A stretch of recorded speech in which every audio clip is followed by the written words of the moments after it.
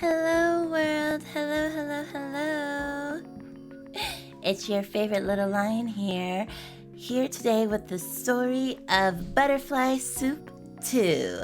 So this is the sequel to Butterfly Soup, of course, and this takes place a few months after the original game's events, so not too much further into the future.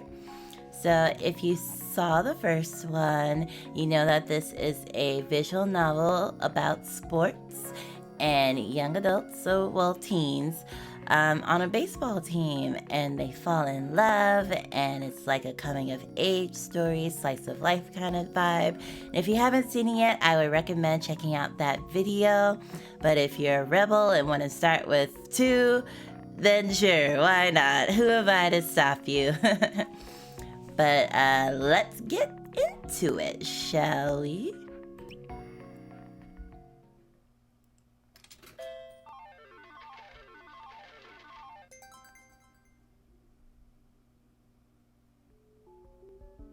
Akarsha, 9th grade. Ooh, 9th grade. Get up, bish. It's ready. Finally, out of the way. You'll get burned. Akarsha gingerly pulls the molten chocolate cake from the oven. Ew, chocolate. Thank God, it looks edible this time. This is our second try. Oh, that's not bad. Diya ruined the first one by forgetting to add flour. Oh my. What are all those specks on it? It's like the batter wasn't properly mixed. We worked so hard mixing it though. It's probably fine. Oh, they did it by hand. Where's the little whisk? Yeah, whatever. We don't have enough time to redo it at this point anyway. All we gotta do is write happy birthday Noelle on it. Oh, it's Noelle's birthday. Yeah, naturally. Akarsha pipes icing letters onto the cake as Min checks her phone. It probably is not gonna say what it's supposed to say, huh? Hurry up. Diya says he'll be here any second. Easy. I'm done with the icing the first word already. Why the F did you write Noelle first? Ah, shite. I got ahead of myself. I'm going to effing kill you. Akarsha frantically adds birthday to the cake. Wait, what are you doing? If you hadn't done that, we could have salvaged this whole Noelle happy birthday. Don't ask me. That's what you get for rushing me. What do we write now? Noelle birthday happy? It's gonna look like we had a goddamn stroke icing this. The doorbell rings. Min and Akarsha freeze. It's them. Give me the icing back. You're not allowed to have it anymore. Okay, fair. I don't trust myself anymore either. I'll go stall them instead. Yeah, keep Noelle outside. I just need like 5 minutes to figure out how to fix this. 5 minutes is a long time to be standing outside the door. And I also think it's not that big of a deal, especially since it was handmade. I think as long as it tastes and is edible, I think it's fine. But you know, when you're younger, things like this are such high stakes. Or I guess if you were like in a big corporation and you had a very important client coming, and this was just for like a multi-million-dollar client, then they would also freak out about this as well. But you would like probably pay someone to make a fancy cake for that. And so if the bakery messed it up, I guess. But I digress. Akarsha sprints to the front door and throws it open. Rotter. Well. If it isn't fancy meeting what the cat finally decided to show up. What on earth are you saying? Noelle narrows her eyes suspiciously at Akarsha, then tries to peer past her into the house. Is this your house? Diya wouldn't explain why we were walking here. Sure is. To be honest, Frenchman, we're here because, we're not ready to reveal the birthday cake yet. I gotta do something to distract her. Okay, and is this... Okay, so that's the menu. This is save. I think there's supposed to be a quick save, right? Maybe not. Fake your own death. Propose to her. We're gonna propose. Akarsha gets down on one knee. Noelle looks warily down at her. Noelle, will you marry me? What's wrong with you? Akarsha grabs Noelle's hand and tries to force a rubber band onto her finger. What is that? Your engagement ring. I didn't agree to this. We're not engaged. You didn't say no. No. Too late. You didn't say it right after I asked you. That's not how it works, you dolt. Is that any way to address your future wife? Noelle flings the offending rubber band into the bushes. Dot. Diya just stands there in confusion. Noelle suspiciously looks from her to Akarsha. What's really going on? There's no way you made me walk for an hour just to act out this inane skit. Okay, so now... Let's see... Let's save. Oh, wait. Now let's see the... Oops. It only took that long because you wouldn't run. Oh, that's funny. Okay, hold on. Let's see what the other option was. I'm not gonna do this for every single choice, but I just want to see. Ah! I've been poisoned! Akarsha theatrically collapses and lies down on the floor. Used to Akarsha's antics, Diya and Noelle step over her motionless body without comment. What? Wait a minute! Akarsha crawls to Noelle on all fours and seizes her leg with shaking hands. Let go of my leg. Wait, I seriously just threw up all over the floor in the kitchen. What? Why? That's what I gotta do to get your attention? I didn't even throw up. Noelle wrenches Akarsha off her leg, then wipes her hands on her shirt like she just touched a slug. You're gonna just ignore me? I'm throwing up again. Diya just stands there in confusion. Noelle suspiciously looks from her to Akarsha. What's really going on? There's no way you made me walk for an hour just to act out this inane skit. It only took that long because you wouldn't run. Once you run at least 3 miles without walking, you'll see how fun it is. I'm sorry, Diya, but that's never happening. Same. Surprise! Oh, we're doing this? The cake must be ready now. Surprise! Happy birthday, Frenchman! Surprise! We put together a party for you. Oh, you... what? Noelle is lost for words. You shouldn't have. Shut the F up! You're not the boss of me! Good old man. It's my birthday, so shouldn't I have some say here? Anyway, I haven't said anything about not liking it. She grimaces like there's something disgusting in her mouth. I sincerely appreciate you all doing this. Oh, I like this. Go on. There's nothing more to go on to. That was all. It was nice while it lasted. Come inside. We baked you a cake. You did? Noelle birthday. Yes. What kind of save was this? What's that red squiggly line under it? A heart monitor? Why does it look like it's flatlining towards the end? It's hard to control the icing, okay? And this was all Akarsha's fault in the first place. Looks like my mic is peaking. My fault? All I did was drive the train off the rails. You were the one that crashed it. Driving off the rails still sounds like a pretty big mistake. Oh yeah? Well, ultimately, this is Noelle's fault for being born. Who's the real culprit now? Huh? Good point. Okay, let's go with that. Good point. We've won. 2 against 1. Democracy, USA, USA, USA.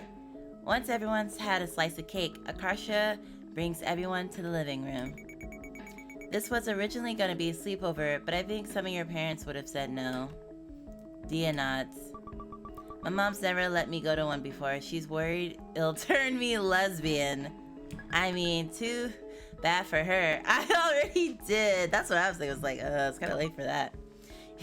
Yeah.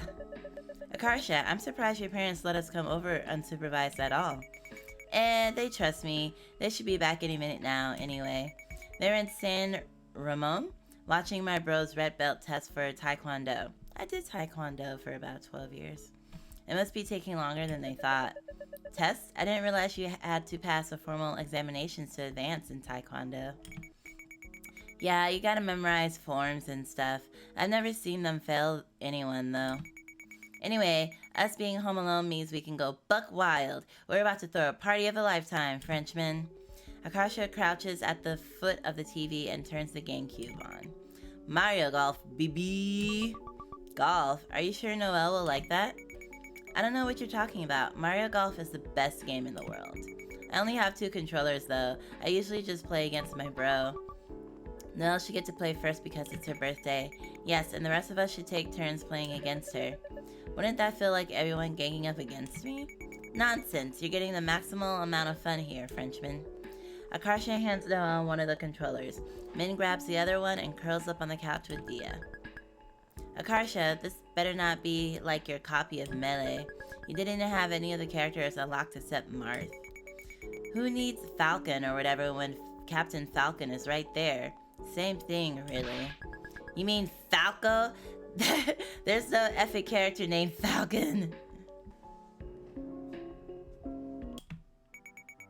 Jeez, calm yourself. I unlocked everything this time, see? Min, choose Wario. We're Team Wario. Why should I? Don't you trust me? I guess. Whatever. I suppose I'll be this pink princess. Akarsha glances over at Noelle. She's placed her controller flat on the sofa and is pressing down on the buttons like she's playing piano. What are you doing? Shut up! I can adjust the control stick with greater precision like this. Noelle pitches the control stick between her thumb and index finger like a crab with a pebble between his pincers. Oh my god. Why are you like a grandma who's never seen a video game before? She's probably never had one. Min selects a dark, lava-written course. An animation panning to the stage's first hole plays on screen. Wait, this looks difficult. I don't even know how to play this yet. Sink or sizzle, Frenchman. That doesn't sound like something you should be saying to someone on her birthday. Noelle hastily mashes buttons at random on her controller. Her character manages to hit the golf ball safely across the lava pit. Oh, so it's just luck. It's not luck, it's physics. Big words from someone who was protesting she didn't know how to play 10 seconds ago. After a few swings, Min successfully puts her golf ball into the first hole. The words bogey appear on screen. The F is a bogey. How should I know? Aren't you and Diya the sports enthusiasts here? I like real sports, not fake old people sports like golf. Me too. Noelle finishes the hole with a triple bogey. On screen, Princess Peach collapses and shakes her head, devastated. I don't really know what all the terms mean, even though I really like mini golf myself, like I play mini golf all the time. But I never bother to learn the words, I just know if I have more or less strokes than other people. Ha ha ha, loser. You shut your mouth. Min hands Diya the controller for the next hole, kissing her adorably on the cheek as she does. Diya furrows her brows, considering her options. Diya launches her ball straight into the lava. At last, my chance to make a comeback. I'm weaker today because I'm not Luigi. If you insist. Noelle immediately hits her ball into the lava too. Ugh! Can't wait to see your face when we play Monopoly later. We're playing Monopoly? Why? What, you don't like it? There's no skill involved. It's pure luck. Silence, demon! Oh, I used to say that a lot when I was younger. Silence, demon. It's fun to fantasize about owning property someday. Ah, it's too real. The game was not even designed to be fun. That's true. The original Monopoly game was meant to show the evils of capitalism. So it's supposed to be anti-capitalism, but that's not what happened. I think the original creator was a woman who was trying to educate people, and then I don't think she ever saw a penny. I think someone like pretty much stole the concept for the game and they became rich off of it. I think that's the story. It was created to educate people on the dangers of capitalism. Ha! See, I figured she would say more, but I wanted to show off my little history trivia first. But I like collecting the deed cards. They're such nice colors. Noelle, let's make a deal. If you win the next hole against me, we won't play Monopoly. How's that fair? You played Mario Golf countless times before. Hey, I've only tried this course once or twice. Honest. Noelle ponders this as Diya hits her golf ball straight into the lava for the 3rd time. Fine, deal. Oh no, I roasted my golf ball again. She does not look concerned. After countless attempts, Noelle manages to complete the hole first. Yay, you win. It's a good thing your athleticism doesn't translate to skill at sports games. Diya puts the ball into the hole with her next swing. She passes the controller to Akarsha. Your turn. Diya totally just let Noelle win. Unfortunately for Frenchmen, I don't believe in going easy on the birthday girl. I'm pulling out all the stops. The words press A to skip appear as the animation showing the next hole begins to play. Accidentally press A as you take the controller. Akarsha presses A to skip the animation before it can reveal the hole's location. You cut it off early. Whoopsie daisy, I got too impatient. Akarsha, where's the hole? I wonder. You worthless scammer! Akarsha smugly puts her ball, but it rolls smoothly into the lava. No! Serves you right. Noelle tries to set up a trick shot against the wall. Whoa, geometry! Be quiet, I'm concentrating. Noelle hits the ball with a measured swing. Instead of glancing off the wall at the intended angle, it just ricochets back the way it came. Well done, Noelle, you're back where you started. I hate you, you scumbag. I still don't even know where the hole is. Watch and learn, my friend. Akarsha expertly angles her shot so the golf ball rolls up a hill, then drops straight into the hole. That's how it's done. My days playing this stage against my bro have finally paid off. Days, you said you only played this stage once or twice. Noelle scowls, but Akarsha can tell from the way the corners of her mouth crinkle that she's fighting back a grin. You liar! What do you have to say for yourself? Huh? Suddenly, I can't hear. My ears are failing. Hello? Akarsha! Mario slaps his butt as the words par appear on the screen. See, this is why Mario Golf is the best game in the world. Noelle turns away so Akarsha can't see her face, but by now she's shaking with purely suppressed laughter. I win. I broke her. I'm gonna beat the living daylights out of you. Akarsha yells as Noelle pelts her with slaps. Help! Murder! So, Monopoly, you got it. Yeah! I got Boardwalk. Welcome to my Santa Cruise of Death. I'm using my entire savings to pile 4 houses on it. Oh no, if I land on it right now, I'll go broke. Well, chances are, you won't. I bet Min will come in and save her illegally and give her money or something. Unloading all your money on a single property is pure folly this early in the game. Diya rolls the dice and breathes a sigh of relief when she safely passes Akarsha's killer boardwalk tile. After a few spaces, her dog token takes on Min's property. She begins to shell out the rent, but Min stops her. You don't have to pay me. I don't? It's my house, so I'm in charge. You can stay there for free.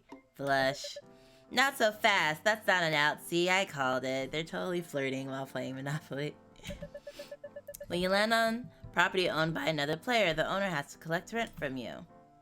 Akarsha flips open the rulebook and pretends to adjust an imaginary pair of glasses on her face. Actually, it says here, the owner may not collect rent if she fails to ask for it before the second player following throws the dice. Oh, I didn't know that. That's so confusingly worded.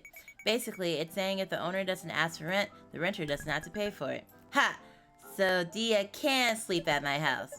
What kind of buffoon penned these rules? If the renter and the owner are in cahoots, the other players are at a disadvantage. Unless the odd one's out from an alliance to counter it too. Oh, unless the odd one's out. Okay, I get it. It took me a second to comprehend that. Want to be in cahoots with me, Frenchman? Not a chance. Don't say I didn't ask ya. You'll be singing a different tune once you land on my killer boardwalk. Noelle's phone buzzes and her face pales when she checks it. Oh, great. What's wrong? I told my mom I texted her when I got to Akarsha's house, but I was having so much fun, it completely slipped my mind. Akarsha catches a glimpse of Noelle's phone screen. It's filled with panicked texts from her mom. Are you having fun? Hello? Hey, hello, Noelle. How are you doing? I meant doing, not doting. You may consider to call us when you can. Is everything okay? Where are you? You said you would text us. It's almost been 2 hours. How come you're not picking up your phone? We're about to call the police. Oh my gosh. Jesus. There's 4 missed calls too. I think we're all shouting so much I didn't hear any of them. I was wondering, I was like, is your phone on silent? Diya jumps in surprise as her cell phone starts ringing. She stares at it with trepidation before fearfully pressing it to her good ear. Diya frantically hands Noelle the phone like it's a hot potato. Alright, I'll deal with it. Noelle answers the phone and leaves the room with a sigh. Akarsha can faintly hear the other side of a frustrating conversation. A few minutes later, she returns to the group, her face sour. We've cleared up the misunderstanding. I'll let them know I'll be here for a few more hours. I'm sorry my mom called you, Diya. That was humiliating. It's okay. Good thing she didn't report you missing yet. I think minors have to be missing for 24 hours at minimum, though, right? To actually file a police report. I know she means well, but it's honestly irritating how often she wildly overreacts to perfectly harmless situations. She has no friends or hobbies, so all her brain power is spent on obsessing over me. Sorry we got you in trouble. It's not your fault. You couldn't have known. I should have remembered to text her once I arrived at your house. Noelle joints crick as she sits back down at the Monopoly board between Diya and Akarsha. Is it just me, or are all the quote cool kids at our school just the ones whose parents let them do the most stuff? Yeah, it's the girls who are allowed to wear makeup and hang out with their friends all the time. That's not always true. My parents are pretty chill, but I'm still uncool. I'm just unpopular because I'm weird. Don't forget perverted and annoying. I would like to add that you're a compulsive liar. Jeez, wow, I didn't realize everyone had their own theories for why I'm not popular. This is cute. A few turns of Monopoly later, Akarsha moves her top hat token to the Reading Railroad. Whose is this? Mine. Diya, bro me, please. I have a starving family and 8 children at home. $25. Hand it over. You're murdering the babies, Diya. How about 24? Just $1 can save a life. I like how since we found out it's possible to not pay rent, this turned into Akarsha begging and haggling with everyone to not charge her. Wait, Diya, I'll roll you for it. Double or nothing. So now this is a casino? Diya assesses the thick stack of Monopoly money she has accumulated from not having to pay on rent on Min's properties. Okay, I'll try my luck. Diya shakes the dice in her hand and drops them onto the board with a clatter. She got 2. 2. There's no way to lose to that. Roll the dice. Holding her breath, Akarsha rolls the dice. 5. Winner! I live another day. You're so annoying. I hope your next turn kills you. If I'm so annoying, why do you keep hanging out with me? Because I love to watch you fail. It's Noelle's turn. She rolls a 12. Noelle only moves her icon token a couple of spaces before she starts to lose it. That's how Akarsha knows she's landed on Boardwalk. Uh-oh, SpaghettiOs. Shut up. You don't need to rub it in. She nearly knocks over all the houses Akarsha piled up on the space as she slams her token down. How much is it? Oh, only 1,700. Man, I wish. To Akarsha's amazement, Noelle dissolves into laughter on the couch. Actual honest-to-God laughter. Dang, I gotta figure out how to do that again. Aw, cute. As Min rolls next, Akarsha hears the sound of the front door opening. Oh, they're finally back from Taekwondo. Her little brother runs into the living room, wildly swinging his new red belt in the air like a whip. Howl! Sambimaru! He flails his red belt, whapping the floor, couch, and everything else with a 3-foot radius of him. Ow! Ow! This is my bro, Pratik. He's basically me, but a guy. I see you pass your, quote, test. A voice booms through the house from the garage. Betty! Help carry groceries in. We stopped by Costco and brought nachos for the party. Yeah! Should we help? Nah, he's talking to me. Be my guest. Relax. No, I insist. It's my birthday you're going through all the trouble for. Fine, hard to argue with that, Frenchman. Let's go. Akarsha hastily stuffs her socked feet into her mom's sandals and waddles to the garage with Noelle in tow. Is Pratik... I hope I'm saying that right. Your only sibling? Nah, I have a big sis too, but she's like way older. She's in medical school already. That is a lot older. Brother Lion is over a decade older than me. So that was interesting growing up. I was definitely an accident, but I think it was so awesome that it reminded my parents how cool kids are, and then they made my bro on purpose. That is far too much information. So your sister intends to become a doctor? A neurosurgeon? Like, good for her, but it's almost kind of frustrating how perfect she turned out. She's just as bad as you. I can't even say my parents have unrealistic expectations because my sister actually met them. Akarsha's dad walks over from the trunk of the minivan with an armful of groceries. Wow, he's wearing a God Bless USA shirt. Oh God, what is he wearing? Woohoo! So this is the birthday girl. Thanks God you are here. My dad always says thanks God instead of thank God. I don't know why. Well, it's my surprise party, so I don't have much of a choice in the matter. Akarsha said you didn't like surprises, so you might go home already. Like my coworker Carrot last week, when we threw her a retirement party, she only stayed for half an hour. Your coworker is called Carrot? Dad, her name is Karen. I really hope you weren't calling her that at the office. Oh dear. Akarsha dad tries to clear a path through the heap of shoes by the garage door. Meanwhile, Akarsha and Noelle each grab a couple grocery bags from the trunk. Your dad looks very patriotic. Yeah, he thinks being American is really cool, so he likes to buy stuff with eagles and flags on it sometime. I see. Is he really into politics? No, my parents don't know anything about politics.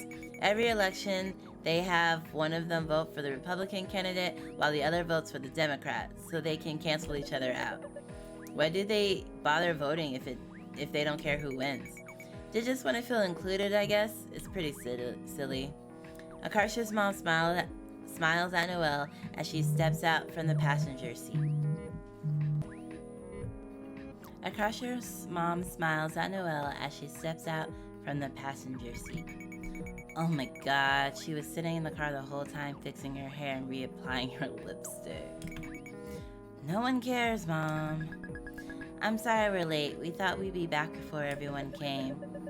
It's that stupid GPS's fault. I wanted us to go on all these strange routes. Oh, it wanted us to go. If you just followed its directions all the way, it probably would have been faster. No, I could predict there would be traffic on the 680. I would know. I've lived here for 20 years. Speaking of driving, I have a great idea for an invention. Cars should zap bad drivers. Zap, as in with electricity? Just through the steering wheel. Not enough to kill them, but enough to hurt. Oh dear. Steal my parking spot? Yeah! Akarsha's dad minds being shocked with electricity. Dad, oh my God, stop it. With all due respect, that sounds like a terrible idea. But everyone would learn so fast. Hasn't Akarsha told you I'm a genius? Her smarts runs in the family. I should patent my car zapper along with my telephone idea. Telephone idea? It's the same thing except the telephone shocks telemarketers. I'm dubious the patent office will approve either of those. What, don't you think it's a great idea? Didn't she just say it's not? Hello, will you buy our product? Yeah! Akarsha dad shakes his arm as if being shocked again as he walks into the house. What's wrong with you? Akarsha mom follows him inside with an exasperated expression on her face. Finally, they're gone. I thought I was gonna die of embarrassment. Noelle is still staring after Akarsha's dad, fascinated. Your dad is such a character. He's so outgoing. Oh yeah, he loves talking so much. He never shuts up. I feel like this explains a lot about you. Really? Like what? I see where you get your sense of humor from now. Huh? No, my jokes are totally different. You can't deny there are some similarities. From my observation, parents have a lot of influence on their kids' personalities. No way, I'm way funnier than my dad. I'm an enigma. You'll never figure me out. Actually, I think I already have. For instance, your worst fear is earnestly trying at something and failing. So even though you're perfectly intelligent, you use your goofy disposition to preemptively make a fool of yourself on purpose. I do not. Give me an example. You totally do. It was all up in the first game. When you play Monopoly, you sink all your funds into Boardwalk. We play poker, you eat your cards. When we play baseball, you clutch your head and claim you're having a psychic brain attack. Hey, I just like providing fun for the whole family. I doubt that's it. This extends to every facet of how you present yourself to the world. You're insecure about your appearance, so you go out in this outlandish hairdo and the windbreaker and flip-flops outfit. You're worried people won't like you, so you act like a circus clown. Rather than risk rejection, you set yourself up for failure to feel in control of the situation. Damn, she's reading you! You got read. What the? I feel weirdly exposed. You don't want to talk about fear of failure, miss. I agree with the teacher that my multiple choice answer was technically also right. I would contend that makes me more adept at sensing that trait in others. Sweating profusely, Akarsha lets out a nervous laugh. Her read on me is scarily accurate. No one's ever seen through me like this before. How much attention is she paying to me? Usually, we don't watch someone that closely unless you like them. Akarsha watches Noelle closely as they haul the food inside. She can't help but grin as Noelle ascends the garage concrete steps with the grace of a vacuum cleaner. Suddenly, Noelle turns to her and gives her an unreadable look. What? Akarsha's heart skips a beat as Noelle reaches out to her windbreaker sleeve and plucks something from the fabric. There was a grain of rice stuck to your jacket. It was bothering me. Noelle holds up the offending grain of rice between her fingers. Oh, that's an accessory. Put it back. Oh dear. Akarsha feels a jolt of euphoria as Noelle rolls her eyes and lets the corner of her mouth quirk up for the briefest moments. Ah, shit. No. Not this shite again. No. Monday, before school. Akarsha daydreams about Noelle as she uses one of the library's computers. I'm so effed, I can't stop thinking about her. We haven't even known each other for a whole year yet, but she already knows so much about me. I bet we're closer than a lot of couples who really are dating. She can tell when I'm about to say something annoying before I even open my mouth, which probably isn't that hard since you're always saying something annoying, right? She knows I have a big sister, which is like a rare Akarsha fact because she's so much older than me. I wouldn't base that for the premise of a relationship, but sure. Heck, she's met my parents already. That's a couple-y thing, right? You had a party there and you're a minor who lives with their family. Yeah, it's fine. The heck are you doing? Yeah? You scared me. I said hi like twice. You must be really out of it. I was focused on the computer. Akarsha points to the screen to try to sell her point. I'm editing my report card in MS Paint. I interceded it before my parents checked the mail yesterday. Watch this. On the computer, Akarsha photoshops her B+ in English to an A-. A-? Why not change it to an A+? Nah, A- is more realistic. Now I just gotta print this out. Yeah, I mean, if she's also only like a few points away from an A-, I feel like if she gets perfect grades, it's more suspicious if like she has to keep doing that, you know. Don't tell anyone I did this, okay? Who do you think I am, Noelle? You're not even changing your actual grades, so you're not really cheating. That's true. Like she's just changing what her parents sees. You're right, I'm just cheating my parents' brains. Mind hack. Akarsha pulls her new and improved report card from the tray. It's still warm from the machinery, like fresh laundry. I do like warm paper from the printer. I'll do your report card too if you give me $20. Nah, can't be bothered. I don't care what my parents think. Wow, you're not worried about disappointing them? Why should I be? They don't seem that worried about disappointing me. Oh, damn. Dude, that's deep. Even though men get horrifying grades, she's pretty smart in other ways. She did manage to get together with Diya after all. Maybe she has tips for this kind of thing. Actually, can I ask you a question? Yeah, what? Hypothetically, if you had a crush on a friend, what would you do? I mean, the whole game was about what she would do. She threatened to kill anyone else who got too close to Diya and, like, made her sit on her lap and stuff. You have a crush? Who is it? I can't tell you. It's embarrassing. Also, she only has you three as a friend, so I mean, you could put it together real easy. But Min is kind of dumb in a lot of ways, so. Is it someone I know? Yes, obviously. Seriously, I'm not telling you. No one can know. Is it Diya? Oh, and there we go. What?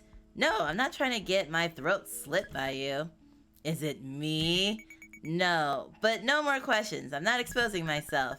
What happened to being a love expert or whatever when I was trying to kiss Diya? That's true, you did claim to be a love expert.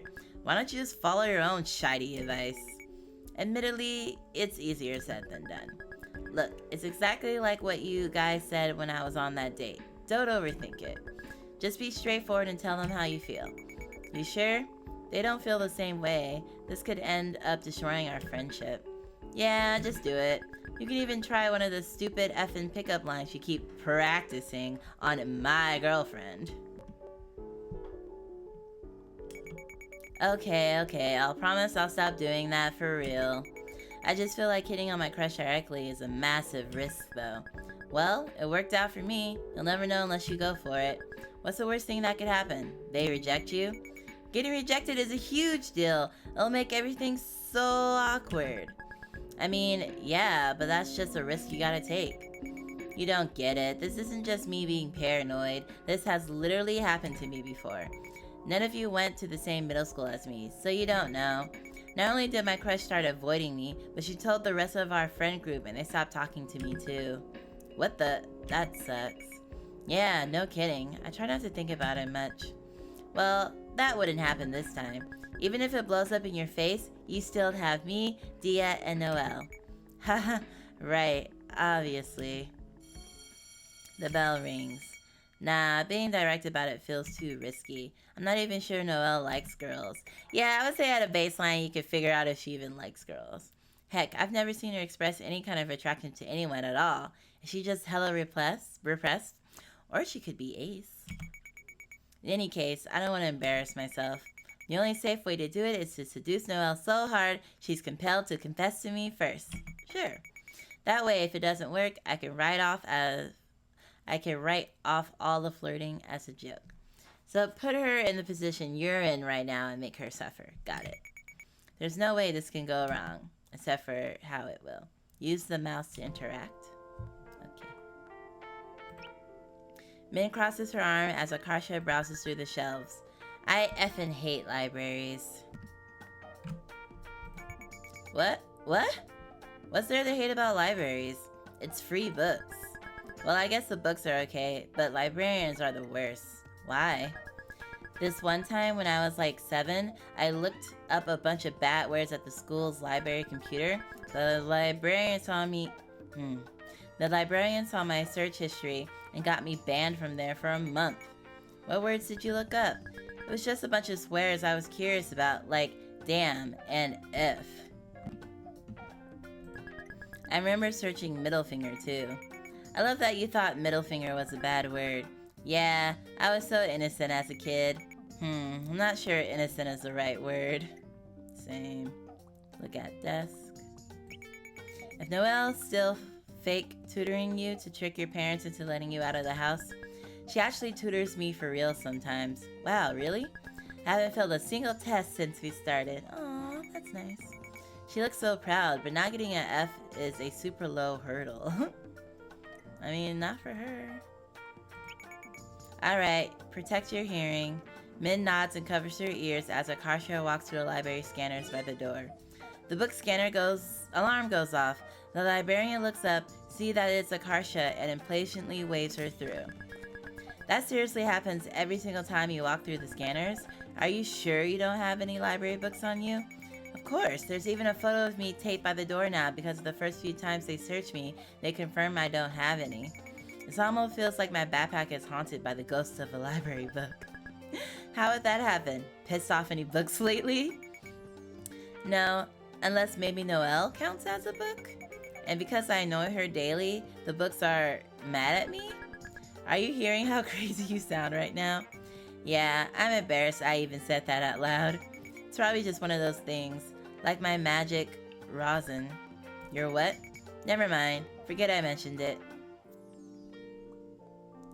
Okay, to the bathroom. Look at the locker room. I don't have gym until later in the day, and the baseball club doesn't meet until after school. By the way, our baseball team is called... I guess we can. It was the Death Bagels. The name was Diya and Min's idea. Personally, I think it sounds pretty corny. I might as well save now. The public school girls' restroom. Possibly the most disgusting place on earth.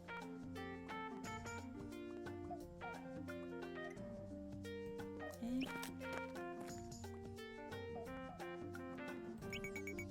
Alright, I'ma head to class now.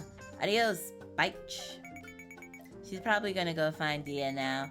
I feel like she's chilled out a lot since they started dating. I guess knifing people is less exciting than kissing your girlfriend.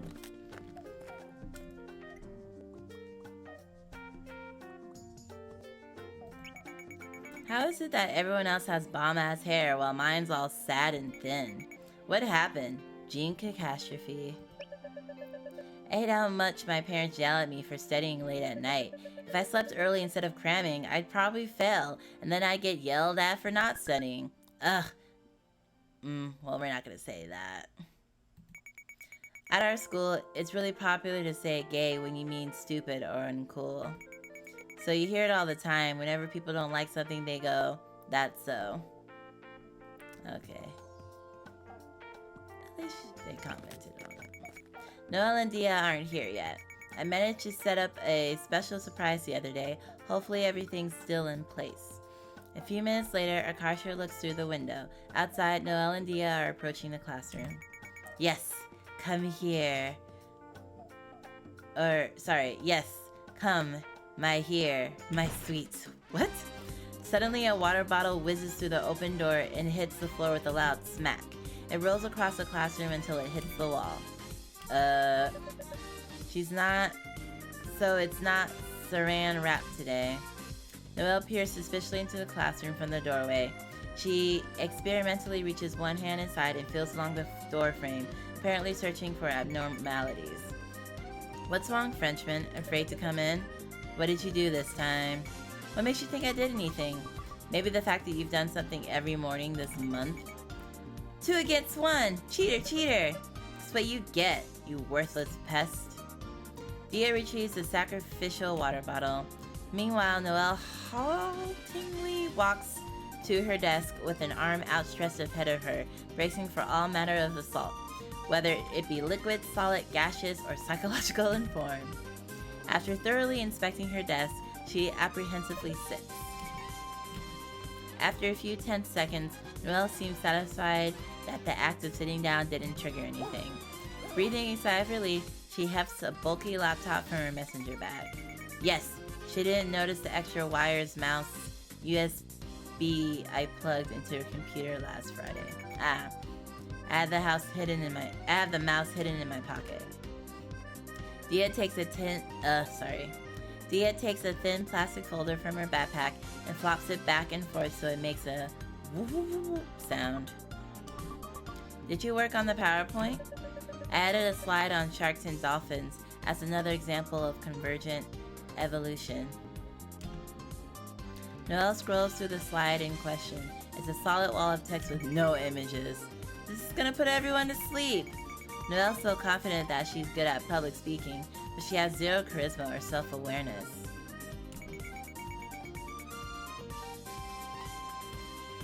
She just drones on and on forever, oblivious that she's lost the audience 10 minutes ago. I love her. Wait, I already made a slide about that. Swimming. Diya scrolls through the previous slide. It features a photo of dozens of fish and dolphins swimming in the ocean, cryptically captioned, "Good shape." Good shape? I hate to break this to you, Diya, but literally no one but you is going to understand this. Neither of them are paying attention to me right now. Time to shine. Jiggle the cursor.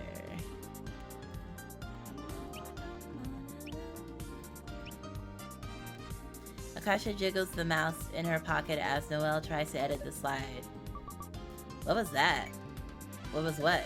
Didn't you see it? The cursor just jerked on its own. Maybe it's lag? I bet it's because you typed too many words on the slide. Even Bill Gates didn't see this coming. That can't be it. I've fit more words than this on one slide before. You have? Noelle moves the mouse again. This time, Akarsha does nothing. Looks fine to me. How strange. While Noelle is busy typing an essay-length caption, Akarsha clicks another textbook, so she's editing the wrong part of the slide. Oh, text box. See? There it is again. What's going on? You've been hacked, Noelle. Don't tell me you fell for those pop-up advertising hot single ladies in your area. As if. Look, it's moving on its own again. Noelle clenches her mouse harder as if that will help her regain control of the rogue cursor. Akarsha makes it drift towards the control panel. Akarsha wiggles the mouse in her pocket. Diya's eyes flicker to the movement of fabric on Akarsha's windbreaker. Oh shite! Oh no! Diya grabs Akarsha's wrist and yanks it out of her pocket, revealing the wireless mouse in her hand. It was you! Wait, I just happen to have a mouse in my pocket. There's no proof that this is connected at all. Diya wrenches the mouse from Akarsha's hands, but not before Akarsha uses her precious final moments to click on the control panel and change the mouse speed to the slowest setting. Pathetic. I can revert your changes within moments. You sure about that? Why don't you go ahead and try it? Noelle tries to navigate back to the control panel. The cursor inches across the screen so slowly, the movement is barely perceptible. Akarsha! The bell rings. This concludes Noelle's and Akarsha's daily morning scream fest. Once everyone is seated, the morning announcements play over the intercom. The first practice session for senior Bhangra is today after school in the gym. Don't forget your t-shirt order forms. Our school has this tradition where the seniors do a Bhangra dance at the end of Multicultural Week. Guess that means we'll get to see Krissa and Liz dance. The Japan Club's first meeting is today after school in N6. Unlike the anime club, besides discussing anime, we also eat Japanese snacks and learn Japanese manners and language. That doesn't sound like it's significant of a difference. Our school may not have a football or baseball team anymore, but it has a hella new clubs popping up all the time. It's because everyone wants to be able to put founder and president on their college apps. Fair. Come to think of it, didn't Krissa and Liz start the baseball club during application season? No way. Well, good for them. Even if they had ulterior motives, it's been fun. This Valentine's Day, the Muslim Student Association is kicking off their annual rose fundraiser. For $5, we deliver a rose to your special someone with a message of your choice. You can even make it a bouquet for $20. Order forms will be distributed in third period today. Ha, like anyone's getting me one of those. Akarsha surreptitiously glances at Noelle, who's sitting beside her. To his surprise, Noelle is listening to the intercom as intently as if she was being graded on it. Wait, maybe this is my chance. I should act really pitifully about being single and drop hints that getting a rose would make me happy. After seeing the love of her life, me, in such a miserable state, Noelle will feel guilty that she hasn't gotten me one. Oh dear.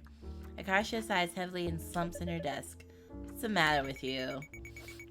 I always feel the worst about being single on holidays where I have no one to celebrate with.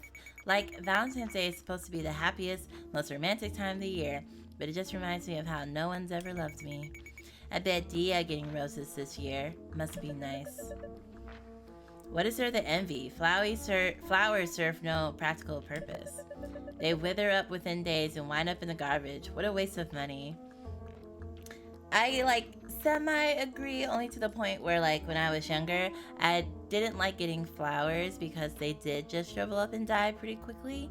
And even when I tried to do what I could to make them last longer, they just died so quickly, and it felt like, the flower was representing my relationship with my friend or my partner or whoever got me the flowers, and I was just watching it quickly die in front of me, and the symbolism always made me upset. So that's why I never liked receiving real flowers before.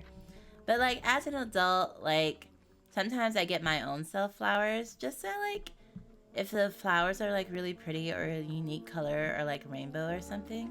Sometimes I'll get a bouquet from the grocery store and put it in a little mason jar and put it on the table or something as just a cute little pop. So I've grown to love decorating like that on occasion, but it's still kind of sad to see flowers that someone got you wither away to nothing. Little Lion fun facts. Of course you would think so, you uptight spoiled sport.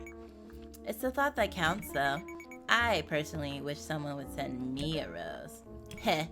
What? Did I say something funny? Not at all. Noelle goes back to reading her mathematics puzzles book. So that didn't go as expected. Time to revisit my tactics. Improve, adapt, overcome. After the day's usual math lesson, the teacher brings out a stack of test papers. Alright, everyone, clear your desk. What? A pop quiz? You know, I should have done that, but no. It's just a camel today. Oh, thank God. The camels are these math league contests we do every few months. They're 30-minute tests consisting of weird problems that don't have much to do with our current course material. It's just for fun, so they don't affect our grades or anything. Akarsha scans the 6 problems on her test. Usually 3 of these problems are freebies you'll get right if you have a brain.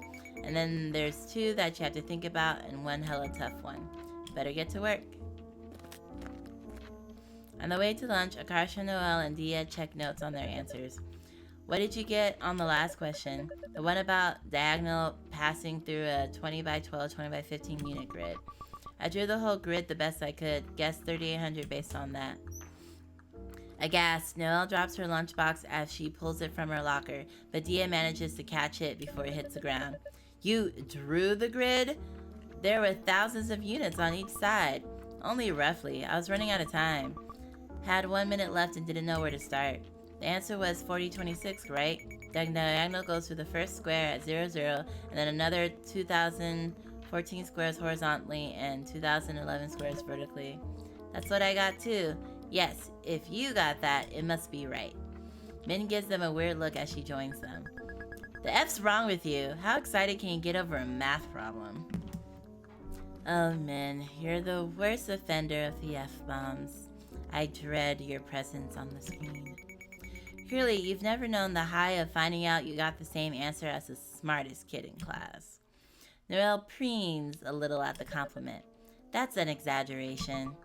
No, it's not. No one else in our class got all 6 right last time. Wait, you got all 6? Don't they publish your name on the list or something online when that happens? They do. Dude, that's so impressive. The most I've ever managed was 5. That's still pretty good. 5 is still perfectly respectable, though. It means you're better at math than the vast majority of high schoolers, and that's including all the way up to grade 12, not just our grade. Yeah, I guess so. It's seriously amazing that she's basically one of the smartest kids in the whole state. We're so different, but at the same time, there's so many ways we're alike. We're so compatible with each other. We're so perfect for each other. Min holds a door open for Diya as they walk over to their usual table. After you, princess. Thanks. Min always treats Diya like this, even though Diya's strong enough to just smash a hole through the wall like the Kool-Aid man. I guess Diya finds it romantic that Min is protective of her and stuff. Maybe if I try a move like that, Noelle will fall for me. Once they sat down, Noelle struggles to open her water bottle. Ugh. Diya must not have opened it for her like usual this morning. This is my chance. Here, I got this, babe. Akarsha snatches the bottle away from Noelle and tries to open it. Grunts. Shite. This is surprisingly hard. And they say chivalry is dead. You disgust me. What? I was just trying to help. You were smirking condescendingly as you took the bottle from me. Was not. Was too. You were smiling weird. What? Was I? Noelle hands the bottle to Diya with a huff. Okay, that could have gone better. Luckily, I've got one last trick up my sleeve. Before 5th period begins, Akarsha schemes at her desk. Acting sad because no one was into me didn't work, so I should try the opposite tactic. I'll make Noelle think dudes are falling for me left and right. So if she likes me, she'll feel pressured to take action or else it'll be stolen from right under her nose. I won't be on the market for long. I'm a limited time offer. Oh dear. Akarsha goes over to annoy Noelle at her desk. Noelle puts down a thick tome she's reading to give Akarsha her undivided attention. Yes? Can I tell you something? I'll allow it. Love her. I'll allow it? Who talks like that? What are you, a judge? I love you. So yesterday, I was RPing with one of my online pals, Chibi Azin, on animecrazy.net, and he asked me to be his forum GF. I turned him down, of course, but I'm so popular, this happens all the time.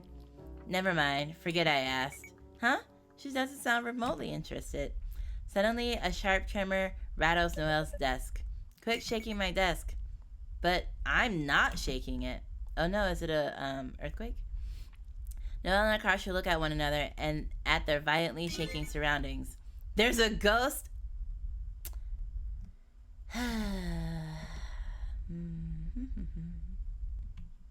Silly. You mean earthquake? Oh yeah, earthquake. There's a commotion as Diya and the others crawl under their desks for cover as taught by years of earthquake drills. Without thinking, Akarsha dives under Noelle's desk, leaving Noelle sitting dumbly in her chair. Fortunately, I never had a earthquake while I was in school because I lived in a state that did have earthquakes back in the day, but I never had one. Akarsha, what am I supposed to hide under now? Oops, why don't you squeeze under here too? Oh dear. Akarsha tries to make room for Noelle as she stiffly crawls under the desk. But isn't your desk just right next to hers? Why didn't you just take her desk? You could have just switched desks. Every single one of Noelle's joints pops as she crouches into place. They're so close, Akarsha can feel the heat radiating off of Noelle's skin. Oh dear. I hope there's not bubble gum under there. Get caught in your hair and shit. Is it just me, or is this like really romantic? I mean, y'all are way too close, but sure. Nah, I'm just overthinking it. I gotta look at this objectively. Scowling, Noelle readjusts herself as she brushes her hands against Akarsha's. No way, does this mean what I think it means? She must have done that because she secretly likes me. Confirmed! Oh well. I think it stopped. Noelle clambers back to her feet in a hurry. Can't believe you. I could have perished because of your selfishness. But you didn't. Talk about a win-win situation. What are the odds of an earthquake happening right as we were talking to each other? Maybe it's a sign from the universe that we're soulmates. Oh dear. I mean, think about it. What's more likely? That this was a coincidence? Yes. Or that the world revolves around me? No. And it's trying to tell me something? No. It's obviously the second one? No. Akarsha comes home giddy with a private conviction that Noelle likes her back. In spurt of reckless courage, she boots up the family desktop in the computer room after dinner. Okay, gotta confess my love to her. Online? Oh dear. I have a really good feeling about this. Oh dear. Certified brain genius. Hey, do you have a minute? Why is your display name Certified Brain Genius? Because I am one. Duh. What difference is there between a genius and a brain genius? It's a pointless distinction. No, they're obviously different. Did you change it just to annoy me? I don't know what you're talking about, and I don't appreciate you questioning my certifications. We ladies need to uplift each other. No point in having two queens fight. Queens? Right, now I see you as nothing but an enemy to be obliterated. Okay, can we circle back to this later? That's not why I messaged you. Why did you message me then? I have to tell you something. What is it? Man, this is hard to say. Sweat drops. I kind of have a crush on you. What? You're joking, right? Akarsha's stomach drops as Noelle's flat response flashes on the screen. Crap, that's not what I was expecting. She really likes me. She would have jumped at the chance to say she felt the same way. I know I would have. Which means I was overthinking all of our interactions after all. I'm not a certified brain genius anymore. I've made a grave mistake. Abort mission! Abort! Just kidding. That was my brother. Your brother? Yeah, he took the keyboard and typed that as a joke. I can't believe he did that. Like I'd ever say something that crazy. I see. Just forget this ever happened, okay? My bro's so random, lol. I gotta go now, bye. Aww, Akarsha. Powers the family desktop off, her heart pounding a mile a minute. That was a close one. I somehow salvaged that and escaped unscathed. No, you didn't, honey. No, you didn't. Apart from my heart being broken into 1,000 smithereens, I mean. Akarsha dramatically throws herself onto the sofa in the living room. Used to this, her brother offers her a piece of candy. Want a high chew? No, thanks. Don't eat too many of those. They have dangerous oils in them. Okay, Dad. Her mom goes into the room Akarsha just left to switch off the light. What is this, Diwali? Oops, sorry, I was having a meltdown and forgot. Want to watch a funny movie with us? It'll make you feel better. What's the movie? She's the Man. We just need to wait 2 more minutes. It starts on TV at 7. The movie kicks off with a teenage heroine making out with her boyfriend. Ew, gross. I don't know. Wish that were me. We would have been so cute together. We belong together. We should be dating. I was hoping so bad Noelle could see that too. It really hurts to know she doesn't feel the same way.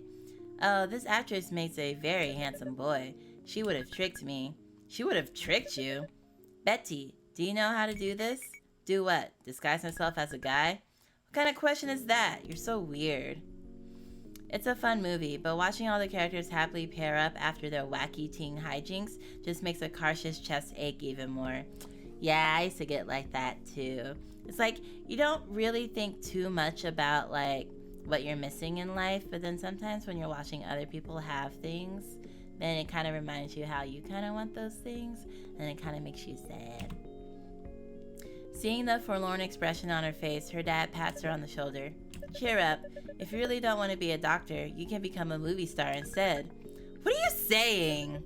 I think it would be cool if Akarsha becomes a famous movie star. If she's rich, we can live in the mountains. We could be like in the wild. Why would we ever want that? You can do it, Betty, I believe. My parents have such high hopes for me, but all I do is waste the opportunities they work so hard to give me. I have literally nothing going for me. I'm legitimately such a waste of time and resources. How do people manage to have their first kiss in kindergarten and stuff?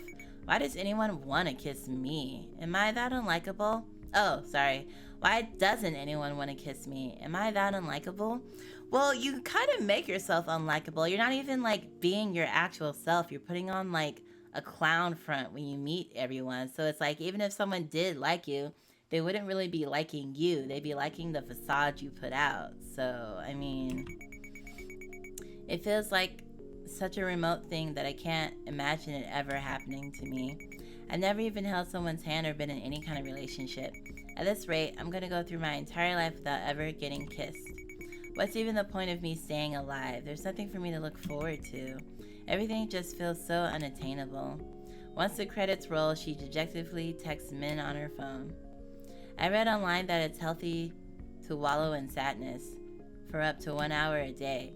And that hour begins now. Yeah! What the? Ah! Shut up. Ah! What happened?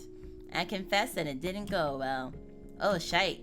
Luckily, the second I saw things were going south, I was able to backtrack and play it off as a joke. I said it was my brother pranking me. Wait, hold on. You did it through text? Yeah. Why? I don't know, it seemed like a good idea at the time, and that way I could say it wasn't me if I chickened out. What the? Do it properly, in person, and deal with the consequences of my actions? No, thank you. Well, if you're not sincere about it, then what you get back isn't going to be real either. You're like someone who went to Vegas, spent 1 penny, and got spooked and left. You need to take risks if you want to win anything. Too scary, coward. What's the point? I know they're not interested in me anyway. Weak sauce move. And I can't even blame them. Who'd want to waste time with a loser like me? What am I then, MFer? Chopped liver?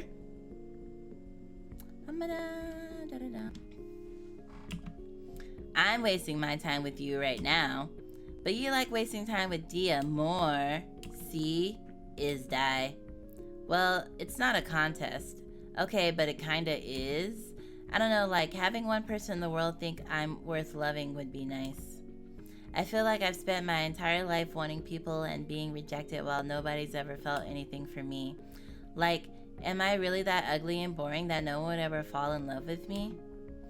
I'm just a waste of space. Seriously, stop saying shite like that. I was just kidding. I'm so random. It's not funny. XD. Don't XD me, you son of a bitch. I just want to do normal high school things, like date and go to parties and stuff. I feel like I'm missing out on this whole fun experience everyone else is having. Look, dumbass. There's probably like 3 couples in our entire grade, including me and Diya. Bunch of socially stunted fob nerds. Most of us aren't even allowed to date until college anyways. Great. So not only am I undesirable weirdo, but I'm not even special. Not special is good sometimes. If you're not special, it means you're not alone. Okay, yeah, I get it. You're right. Do you want to play MapleStory tonight? I need a distraction to stop thinking about my epic fail. Sorry, I can't. June's using the computer right now. How about we play through text then? What do you mean through text? It's a snail.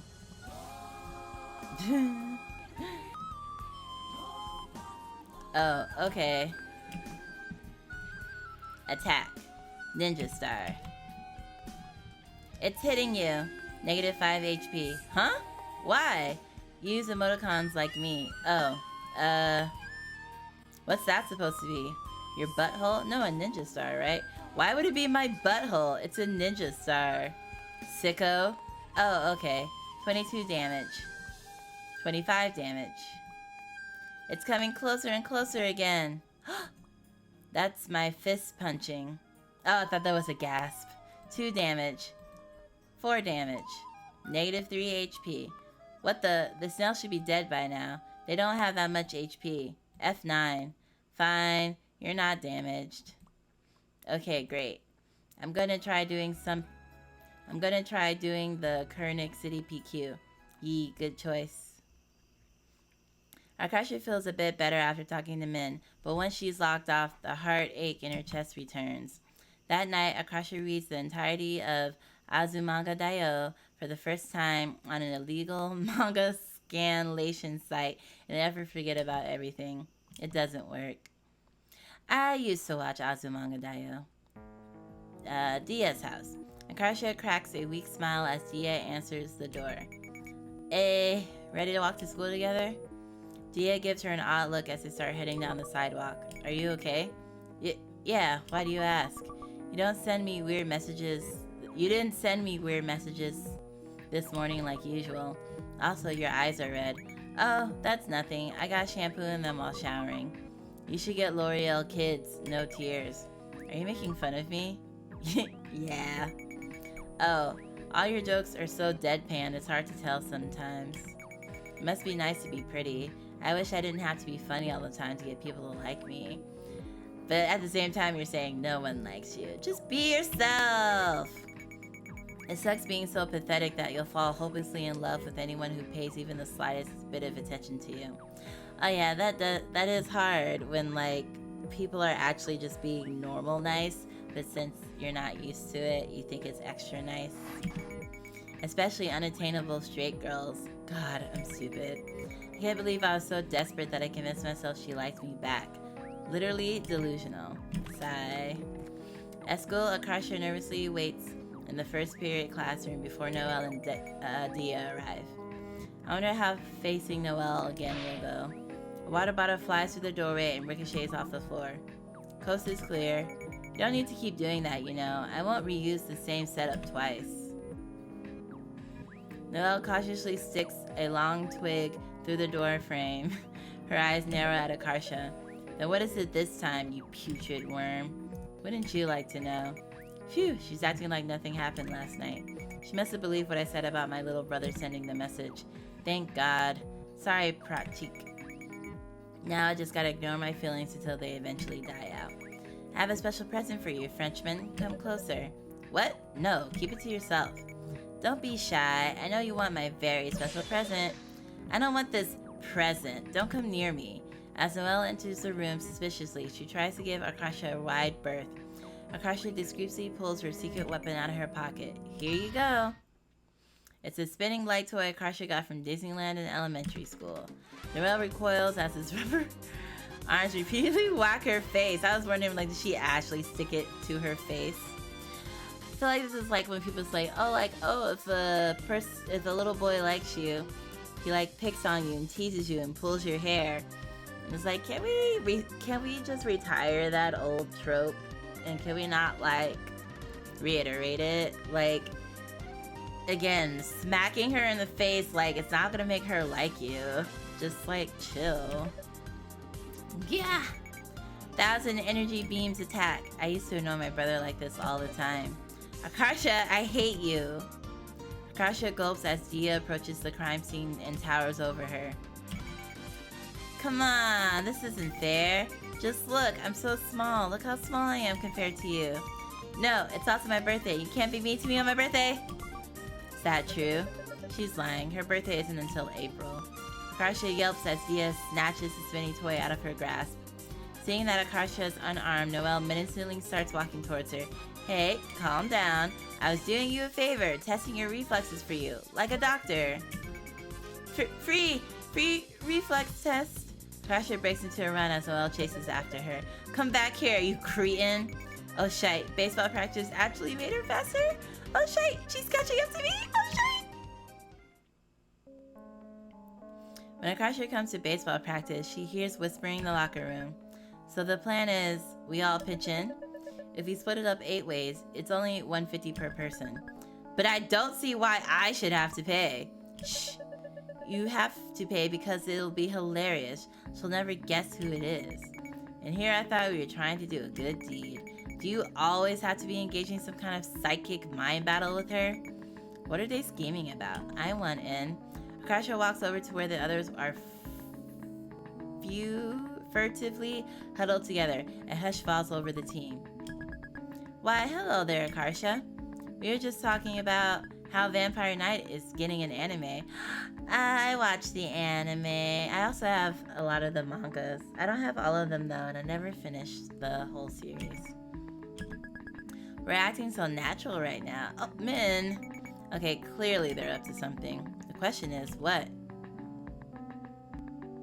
After jogging around the track and stretching, the Death Bagels run fielding drills. While Akarsha takes a breather in the dugout, she watches Noelle haplessly flail about on the field. Within moments, the object of her affection misjudges the trajectory of a fly ball and gets bonked on the head. Ow! Baseball champion. I would do anything for you, if only you let me. Akarsha lets out a wistful sigh as Noelle performs her signature move, throwing the ball almost directly into the ground. It sucks having a sad, hopeless crush. I want a girlfriend. So dramatic. Konnichiwa, what's up? Oh dear. I'm just bummed because I've never experienced love. No one ever likes me back. I feel like I'm missing out on so much. It's okay. Being rejected is part of life. You should learn how to love yourself. It's a lie that people can only be happy when they're in a relationship. Agreed. Esther glances up from the drawing she's scribbling on her sketchbook. Those are surprisingly wise words coming from someone with zero love experience. I learned that life lesson from Card Capture Sakura. The main character experiences unrequited love even though she's a great person. That means it can happen to anyone. Even our Sugoi Akarsha-chan. That does make you feel less alone. Thanks, senpai. Ugh. Esther vigorously erases something on her page, making countless gray eraser shavings rain down on the dirt beneath the bench. Esther, what are you drawing? A chapter title page for a webcomic I'm starting. Oh, nice. A webcomic, like on Smack Jeeves? Akarsha peers over at Esther's sketchbook, but she recoils, looking bashful. Don't look, I'm not done yet. Akarsha manages to glimpse a spiky-haired character on the page before Esther angles her sketchbook away from prying eyes. She's pretty good, though. If she posted that on DeviantArt, I bet she'd get like 200 views. Is that from an anime? Esther frowns, exhaust. No, it's just a regular guy. It's like those iPods ads, see? He's wearing white earbuds and I colored his silhouette in black. Esther's the type of weeaboo who tries to hide the fact that she likes anime because she's embarrassed by it, but it's still super obvious. I hate to break it to you, but even from his silhouette you can tell it's an anime guy. It's probably his hairdo. No real guys have bangs that go down to their chin. They should though, life would be way less boring. Ugh, guys with short hair are so hard to draw. Akarsha turns her attention back to the field, where Diya and Min are passionately kissing. Oh dear. I think they're trying to keep their relationship a secret, but they keep forgetting. Do you have to do that in front of us? Just you watch. I'm gonna rub my gay hands all over her. Oh dear. I'm so jealous. I want to be in love too. Someday, everyone else is gonna get married except me. I'll be the one sad single friend. Me too. Me three. If that happens, we shall all pitch in to buy a mansion and live as otaku together. That definitely doesn't sound like the kind of life my parents were envisioning for me when they immigrated here, but that sounds incredible. Doesn't it? We could put up all our anime prints and display our figurines with no shame. Speak for yourself. I don't have any of that stuff. My room is normal. You don't have anything? You've never been to an anime convention before? Fanime is like right there in San Jose. Oh, we should all go together this year. We can all cosplay the same series. Yeah, maybe like Soul Eater or Haruhi Suzumiya. What? At Fanime? Admission is probably too expensive anyway. Esther scoffs like she's not interested before furtively writing something tiny on the side of her sketchbook page. She didn't write small enough. It says Fanime. She's probably gonna Google it later. Hey, all you slackers sitting down doing nothing, get over here and practice. Yeah. Valentine's Day. This is gonna go horribly bad. Let me save real quick though. I feel like this one has had less options than the first one, and it's more like just reading for the most part. Which I guess is fine. Akarsha scoffs as a few upperclassmen come in to deliver goodies people ordered. We should have a reverse Valentine's Day where we give annoying, terrible gifts to our enemies on purpose. You mean what you already do to me every single day of my life? Oh, true. A few of their classmates received ribbon roses, but someone comes in holding an entire bouquet. Are you Akarsha? This is yours. Huh? Oh man, this is gonna be so sad. Like, the prank only works if she doesn't actually feel depressed about not having anyone and doesn't want anyone. Oh dear, this is gonna be... Bewildered, Akarsha accepts the bouquet and notices there's a note tied to it with a ribbon. It reads, "Roses are red, violets are blue. Love never crossed my mind until the day I met you." Oh no, this is gonna be so bad. Your secret admirer. Secret admirer? Who? I can't believe it. Is this some kind of joke? Yes, unfortunately it is. Akarsha looks wildly around the room in case her paramour is watching her reaction from afar. But no one seems to be acting out of the ordinary except Diya and Noelle, who are beside themselves with amusement. Someone sent you flowers? Oh dear. I told you I was a hot commodity. I charmed the pants off of someone without even knowing it. What's the note say? Let me read it. Why do you care? You jealous? In your dreams. I bet she won't show us because they misspelled her name as Akarsha? Why are you being so mean today? I'm going to tell the teacher you're bullying me. Maybe I can deduce who the sender is like a detective. The poem is one hint. There's got to be others. Akarsha flips the note over. It's blank, except for a small dark smudge on the back. Clue? Maybe it's from food, like blackberries? Or wouldn't the flower people be the ones to write the note? Like, if you buy something, say, hey, can you write this or something? It might not be from the actual person. Akarsha sniffs the note, but it's hard to single out any scent over the fragrance of the roses. What are you doing? Quiet, meanie. I'm trying to crack the code. You're interrupting my mind palace technique. Mind palace technique. Isn't that from like a more recent game than what this one takes place in? There's only two possibilities here. Either someone is secretly in love with me, or it's a prank. But it's kind of a lot of money to spend on a prank. It's either fake or real. You don't say. Thanks for narrowing down for us. Be quiet.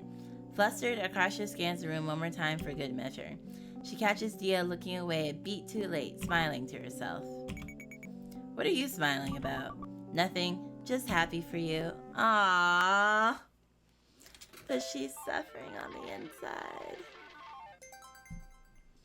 Ah, Diya. 3rd grade. Diya, Min, and June wait at the horseshoe for their parents to pick them up from school. Why does it take Mom so long to get here? I'm so hungry I could eat a pizza with pineapple. Mom should just let us walk home ourselves. It'd be way faster. Especially if she buys us Heelys.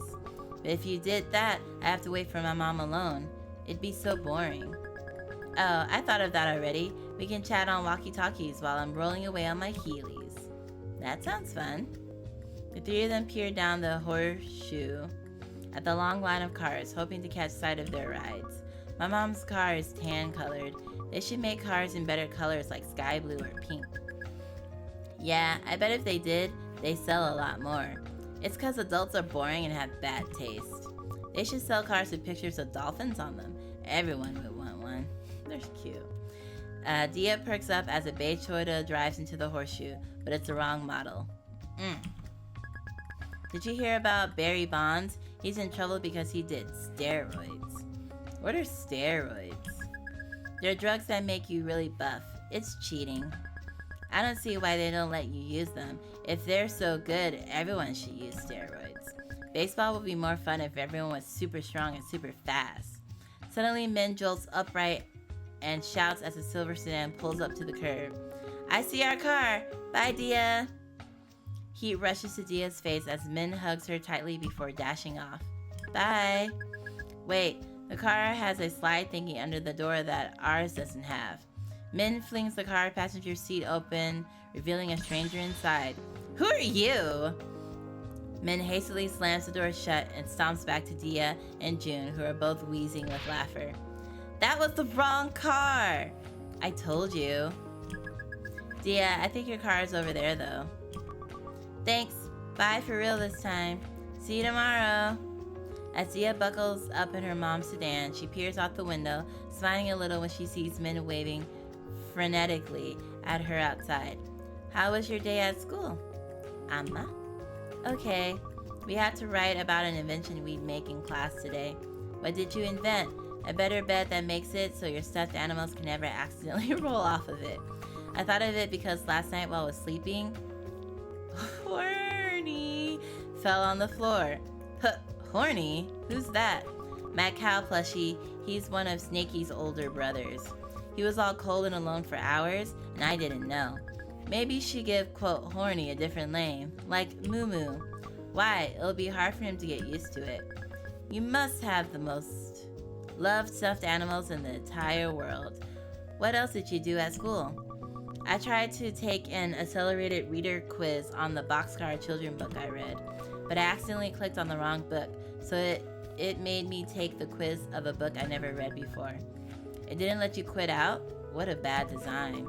Yeah, my classmates all tried to help me though. Hayden read the book a year ago, but he could barely remember anything, so even with everyone's help, I got a 2 out of 10. Oh no.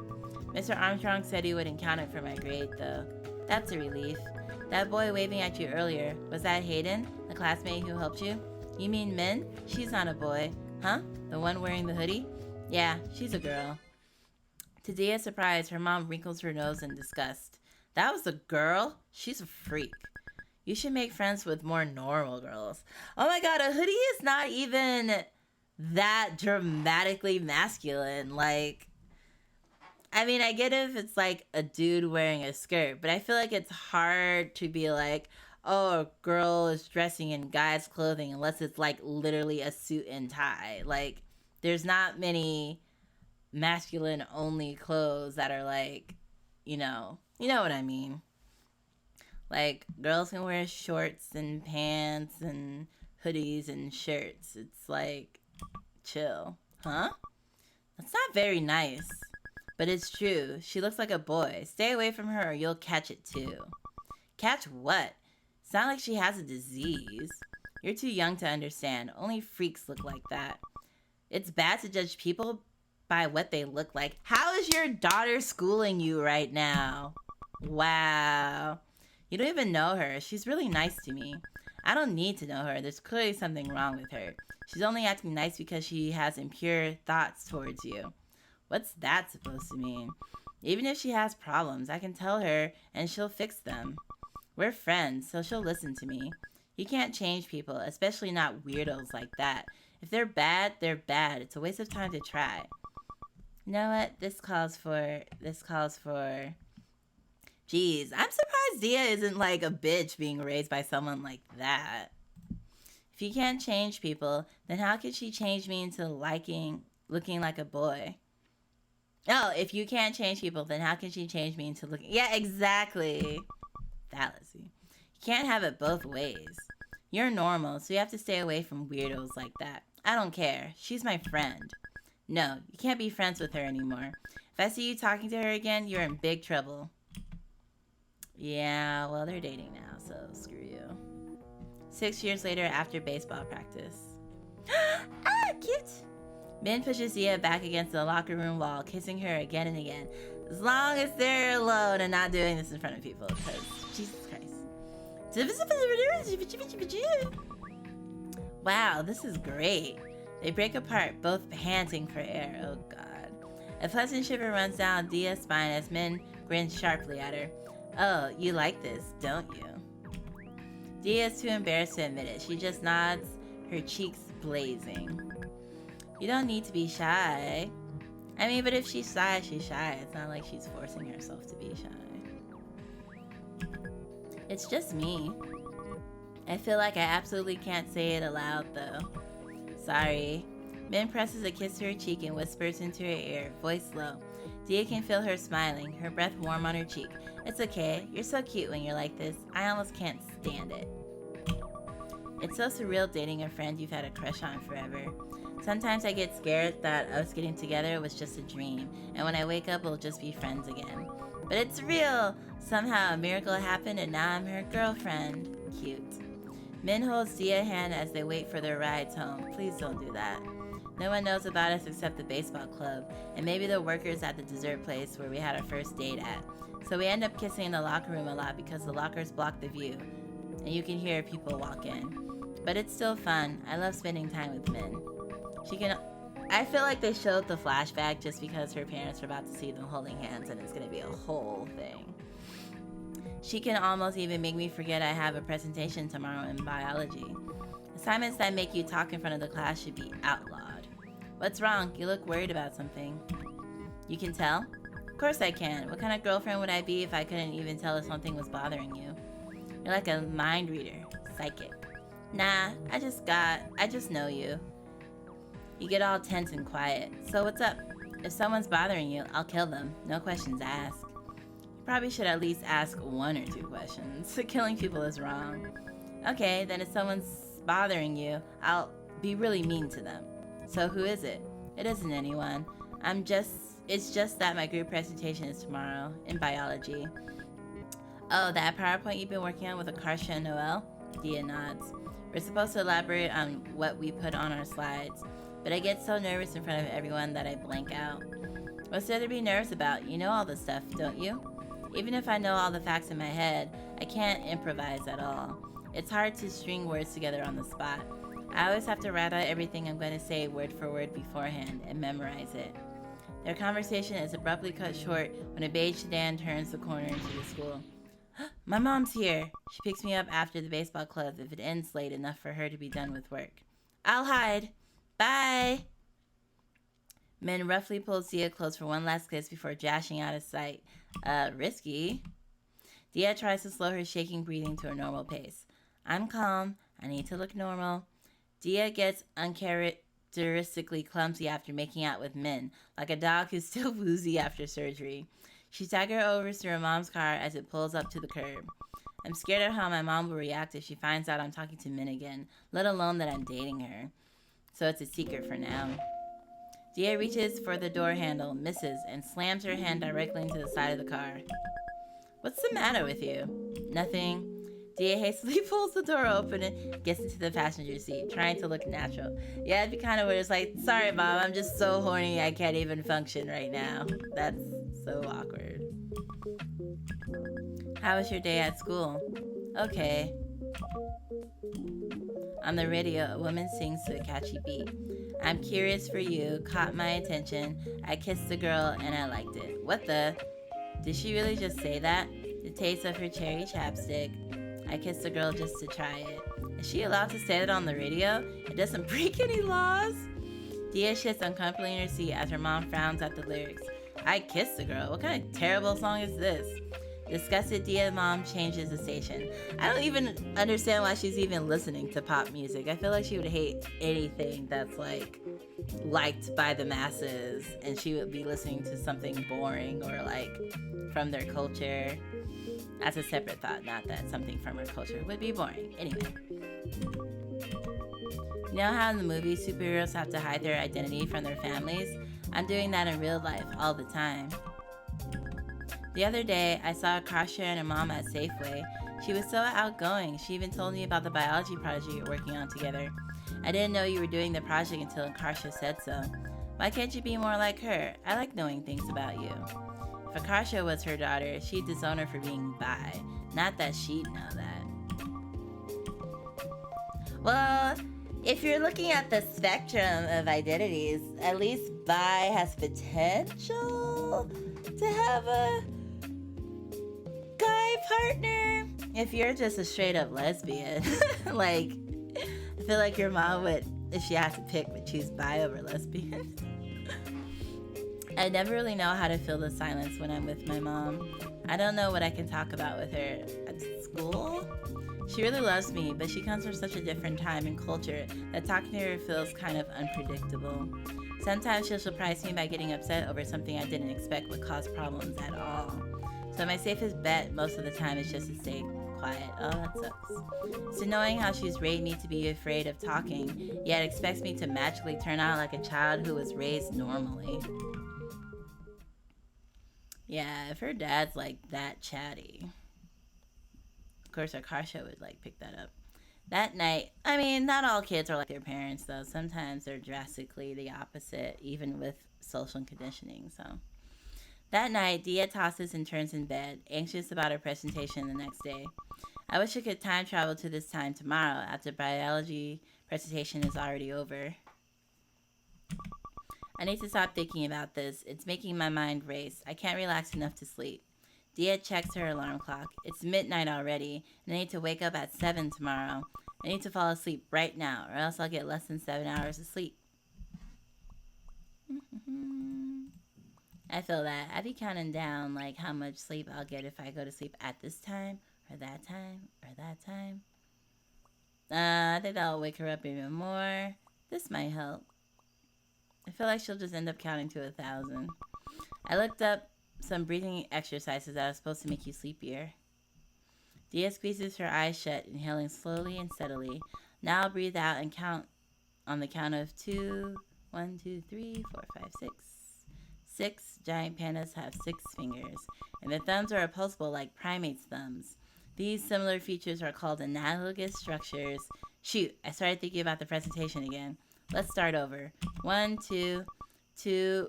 Birds and bats are 2 groups that evolved flight independently. Diya keeps trying to breathe without getting sidetracked, but after an hour, she's more awake and frustrated than ever. There's so much anxious energy pent up in my body. I feel like running a marathon. Maybe if I release all that energy, I could finally doze off. Diya frantically starts doing sit-ups in bed. Oh, well, I guess I should have figured that. After a few sets, she switched to doing jumping jacks in the middle of her room. Yeah, become tired.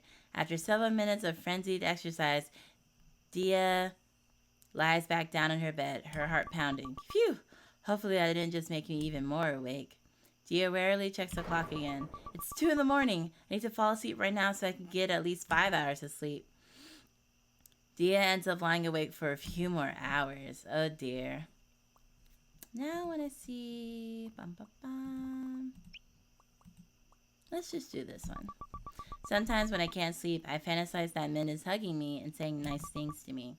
Usually this works. Diya hugs herself with one arm and squeezes her eyes shut. Min is holding me really close and telling me I'm going to fall asleep in her arms, and she's stroking my side with her hands. Primates have hands too, and their thumbs are up.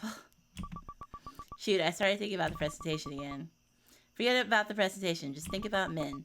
Min is holding me really tight and saying nice things to me, and we're all alone together. It's just the 2 of us. 2... Okay, so they mixed in each response with the same thing. Diya keeps trying to imagine Min comforting her without getting sidetracked, but after an hour, she's more awake and frustrated than ever. There's so much anxious energy. I feel like running a marathon. And then she does the sit-ups. Okay. Just as the sun begins coming up, she loses consciousness from sheer exhaustion. After what feels like a few minutes of sleep, Diya's alarm goes off. Diya hits all her alarms without even bothering to open her eyes. I don't feel rested at all. Barely got any sleep. Her morning routine includes lying in bed for 10 minutes thinking about how tired she is. No, I'm so anxious. I feel like I'm gonna explode.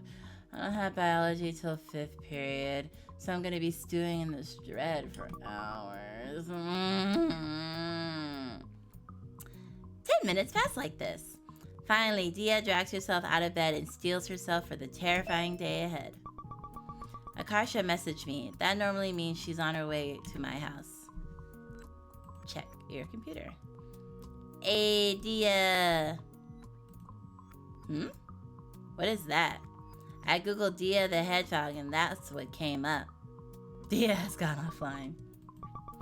How can she act so normal on a day like this? I wish I was all outgoing and good at talking like her. Diya goes outside. Yo, ready to blow everyone out of the water with our amazing group presentation? No. Diya nervously strides off, forcing Akarsha to jog to keep up with her. Hey, hold your horses. Slow down, some of us have average length legs, you know. Miss Long Legs, or should I say Daddy Long Legs. Don't call me that. You're so cold to me, bro. I'm dying here. Why would you die if you can't call me Daddy Long Legs, weirdo? So dark and cloudy today. Think it's gonna rain. Hey, Diya, what do you think? I wish real life had captions like on TV. No clue what anyone's ever saying to me. What? What do you think happens? Oh wait, sorry, I forgot about your ear. Akarsha switches to Diya's other side so she can hear her over the sound of traffic. What do you think happens to Teletubby when its screen gets destroyed?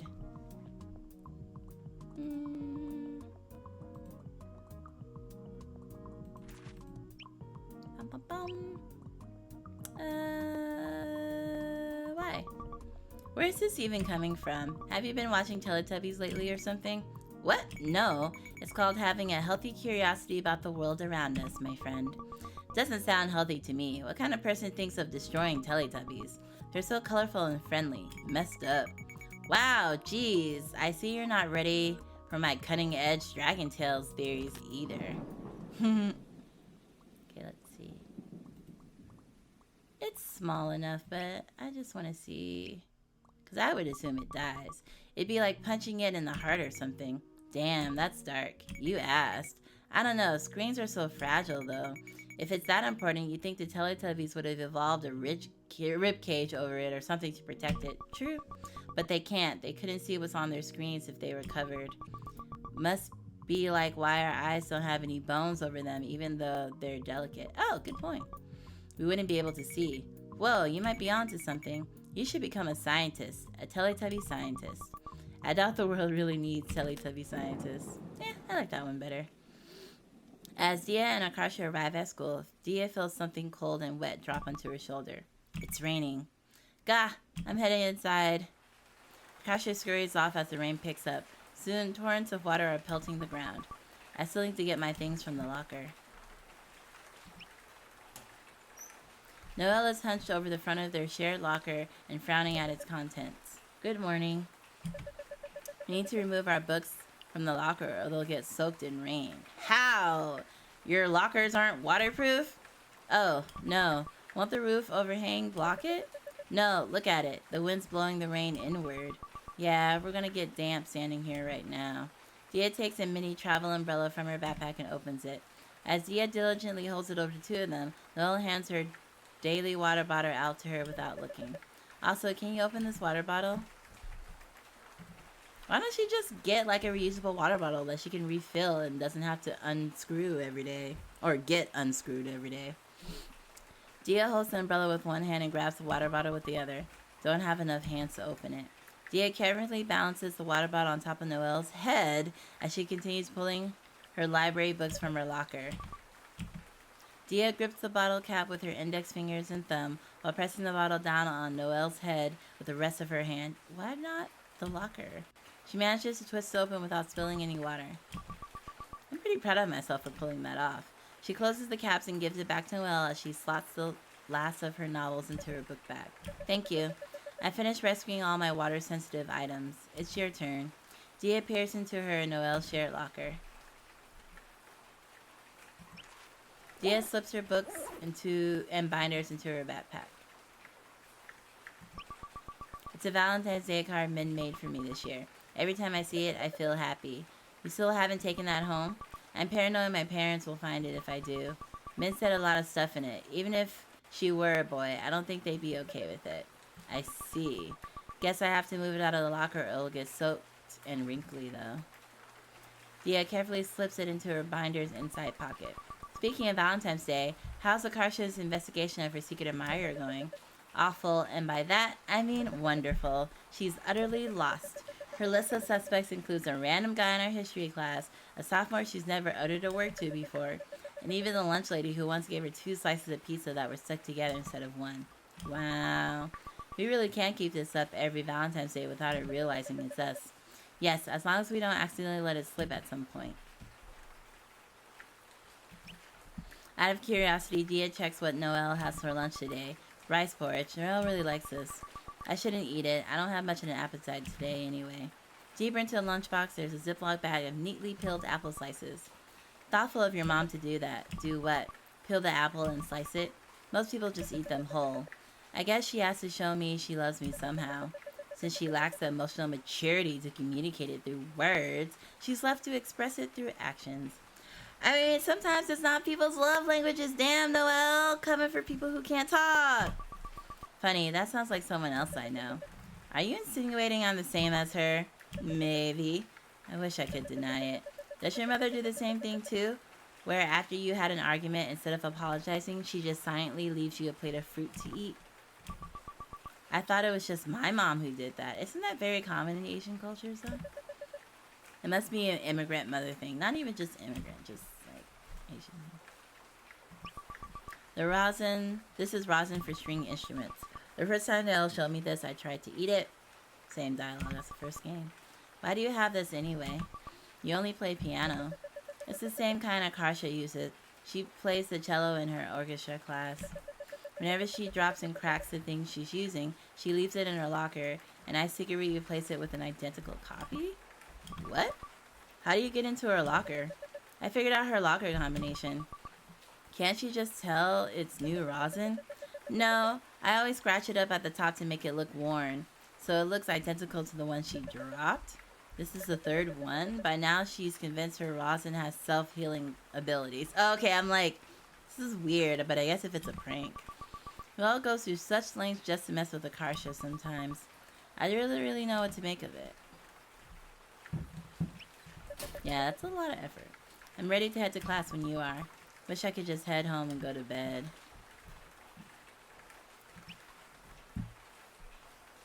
Diya loves the sound of rain when she's indoors, especially the drum of water on metal. Unfortunately, today she's so consumed with dread over her presentation that she's totally unable to enjoy it. Her next few hours pass in a sleep-deprived haze. Diya's stomach churns with dread as she finally walks into her biology class. It's here. Period of doom. To her surprise, she also finds Min leaning against her desk, waiting for her. Why are you here? You're about to do your presentation, right? I thought I'd swing by and try to pump you up for it. Oh, thanks. How do you feel? I'm so nervous, my stomach hurts. I even forgot to eat my gummy vitamins this morning. Each day, Diya looks forward to eating 2 gummy vitamins. Min gives her hand a reassuring squeeze. It'll be okay. You're gonna kill it. You're so cute, there's no way the teacher can give you a bad grade. If the teacher really graded like that, he'd be in jail. Well, if I were in charge, I'd give you an A. Anything I can do to help? Can I have a hug and a kiss? Yes, of course. Oh, they're so cute. Won't people see, though? It's an emergency. Min's face lights up and she eagerly envelops Diya in a tight, warm hug. Min pulls her in for a kiss, but Diya rears back when she smells cigarette smoke on her breath. Because Diya's so tall, when she doesn't want Min to kiss her, all she has to do is stand up straight. Yuck. You were smoking again? Huh? Yeah. You should stop. It's bad for you. Didn't you ever see a DARE presentation in elementary school? They came to my class and it was so scary I pledged not to do drugs or peer pressure forever. Actually, that public health initiative was notoriously a failure. Waste like billions of dollars on that, and it didn't really even make an effect on the kids. But I guess for Diya it worked, but for the majority of people it did not. You don't think it looks badass? No. Dare to resist drugs and violence. How'd you even start doing it? Back in Florida, I mostly hung out with a group of guys who smoked, and we set things on fire and do other dangerous stuff. I'm really glad she's over here with me now.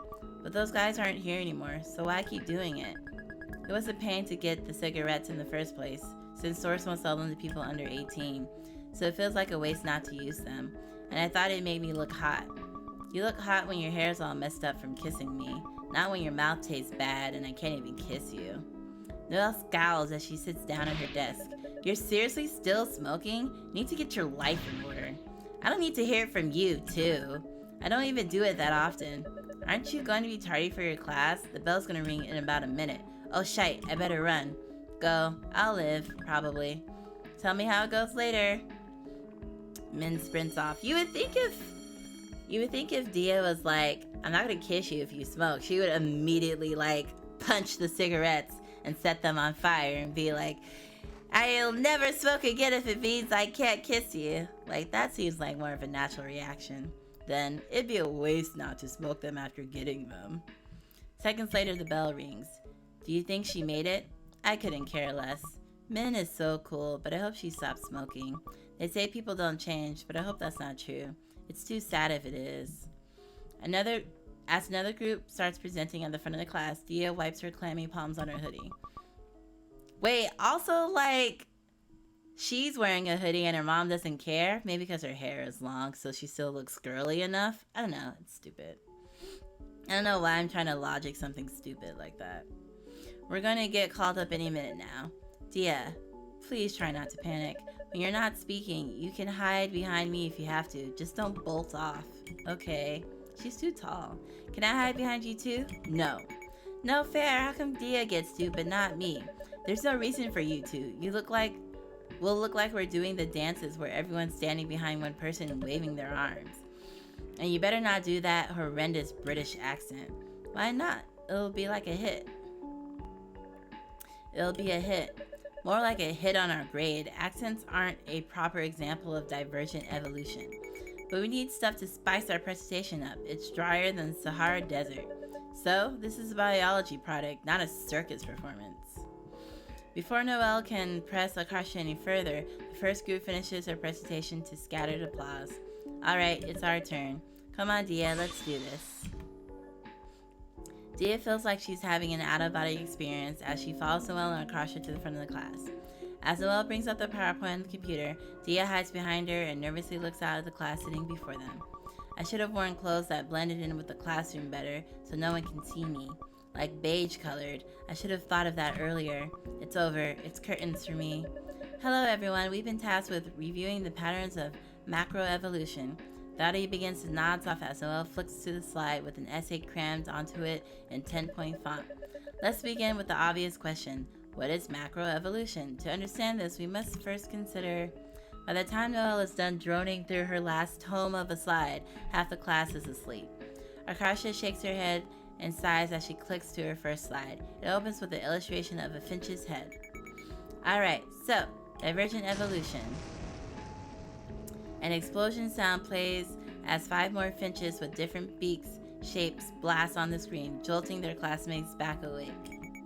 When the population from a common ancestor adapt to different pressures and become more divergent over time, just like how your average New Yorker talks like this, different from over here.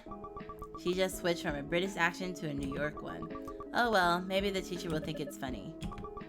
You can let this slide, Noelle. Just hold it in until after the presentation is over. Actually, accents don't count as divergent evolution. Mediocres aren't a different species from us. They're not so different that they can't produce fertile offspring with other humans. But if they keep things up at this rate, that might change. Think about it. Would you reproduce with someone who talks like this? What?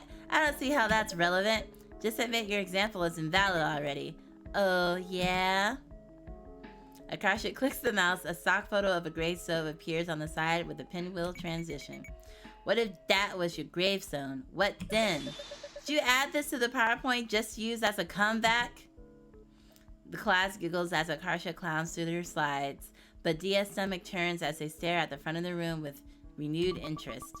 I don't want to be here. I wish I could time travel to 30 minutes from now. Yeah, maybe Diya should have went after the kids have fallen asleep, so at least half the class will still be asleep. And with that, I pass things over to my buddy Diya. Yeah, that was a bad setup. When Diya doesn't move from her hiding spot behind Noelle, Noelle steps to the side, exposing her to the audience's view. Diya takes a shaky breath before quickly rattling off the speech she's mentally rehearsed hundreds of times over for the past 24 hours. Convergent evolution is an independent evolution of similar traits in species that are only distantly related. For example, giant pandas have 6 fingers and the thumbs are opposable like primates' thumbs. These similar features are called analogous structures. After barreling through the slide in a matter of seconds, Diya quickly flips to the next one, her hands shaking from nerves. Another example of convergent evolution are birds and bats. Birds and bats are 2 groups that evolve. She managed to zoom through the rest of the presentation in about a minute flat. After the classmate gives them a tepid round of applause, Diya follows Noelle and Akarsha back to her seat in the daze. Well, at least that's over with. It's over! I'm free! See, that wasn't so bad, was it? Actually, it was. Think I'll be quiet for the rest of the day to recover from that. That's so unfortunate. After school. To Diya's relief, the weather clears up just in time for baseball club meeting. Wouldn't the ground still be all gross? Sakura goes up for bat and Diya readies herself to catch Min's next pitch. Besides Min's signature knuckler, the only pitch she knows is a fastball. It's pretty mediocre compared to her knuckleball, so she rarely uses it except during practice like this. Marion hurls one of her fastballs to Sakura. Sakura flinches as she gets drilled on the shoulder by the baseball. Ooh, ouch. Shite, oops. You okay over there? Yeah, I'm good. I didn't think that broke anything. Walk it off. At least if this were a game, you get to head over to first base as a consolation prize. Wait, so getting hit is like a free pass to first base? It's not free, it hurts. Sakura walks off, rubbing her shoulder. Akarsha eagerly takes her place on the plate. Min throws the pitch her way, but instead of swinging the bat, Akarsha perfectly leans in towards the ball. It narrowly misses her, and Diya manages to recover from her surprise and taps to catch it. The F's wrong with you? I was doing so good. I'm becoming a hit by pitch specialist. Oh dear. If I can master getting beamed as much as possible, it'll guarantee I always make it to first base. Why would she do that instead of just hitting the ball? Because she's afraid of missing. Hitting the ball is so fun. Hit me. I know you wanna. Stop making this weird. Homophobic hate crime. What? The B in LGBT stands for baseball. Just saying. Yeah, well, I think B is for bitch! Having lost her patience, Min beans Akarsha on purpose. Owie! If you keep this up, the B in LGBT is gonna stand for broken bones. But after practice, Diya slings a big equipment bag over each of her shoulders and hauls them to the locker room. I'm being so helpful. I hope someone notices how many bags I'm carrying. Wow, Diya, you're carrying 2 bags at once. Thank you for helping. But she also doesn't like attention, but she also likes positive attention. You would think she would hate any sign of attention. Diya happily heads up the hill with a spring in her step. Say, Diya, do you watch The Bachelor? Bewildered, Diya shakes her head. What's that, a show? I don't watch TV much except sports, Animal Planet, and the Discovery Channel. So when people talk about movies and shows, I usually don't know any of them. You should try it. We need more people to talk about it with. My mom and I started watching it this season and we're obsessed. What's it about? Basically, 30 women try to date the same guy at the same time. Each week, the guy eliminates some of them until finally he proposes to the last one standing. My mom would definitely never watch that with me. She'd be so scandalized. Your mom likes watching shows like this? Yeah, she's the one who got into it first. She spread it to us like a virus, and now we're infected too. The way you put that makes it sound like a zombie apocalypse. Wish I had something like that with my parents. I feel like I have nothing in common with them. They don't try to get you into the things they like? Not really. For instance, I initially got into baseball because my dad is, well, alright, there's no nice way to put this. My dad's really weird. There's definitely could have been a nicer way to put that. Whenever he drives, he makes us listen to the radio broadcasts of Mariners games. The Mariners, you're not even from Seattle.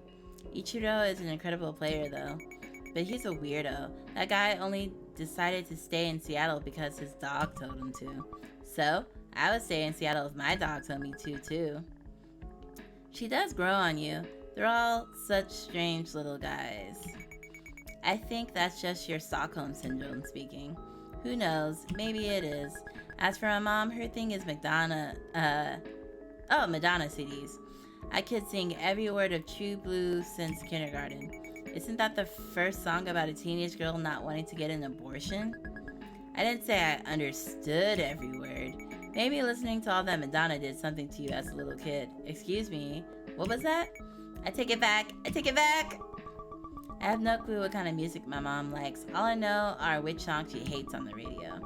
And she doesn't know what kind of music I like either, or my favorite movie, or favorite color, anything like that. I've known her my whole life and we don't even know the basic facts about each other. That's so sad. I want to have a good relationship with my parents too. I feel like I have a good relationship with my mom, but she doesn't know my favorites like that. I feel like it doesn't really matter. Like, my mom... Mama Lion, would pick up on things that I would repeatedly do. Like, I listen to music, and if I really like a song, I'll listen to it 100 times in a row, and so she'll, internalize that and be like, oh, you must really like that song kind of thing, but we don't really talk about favorites like that.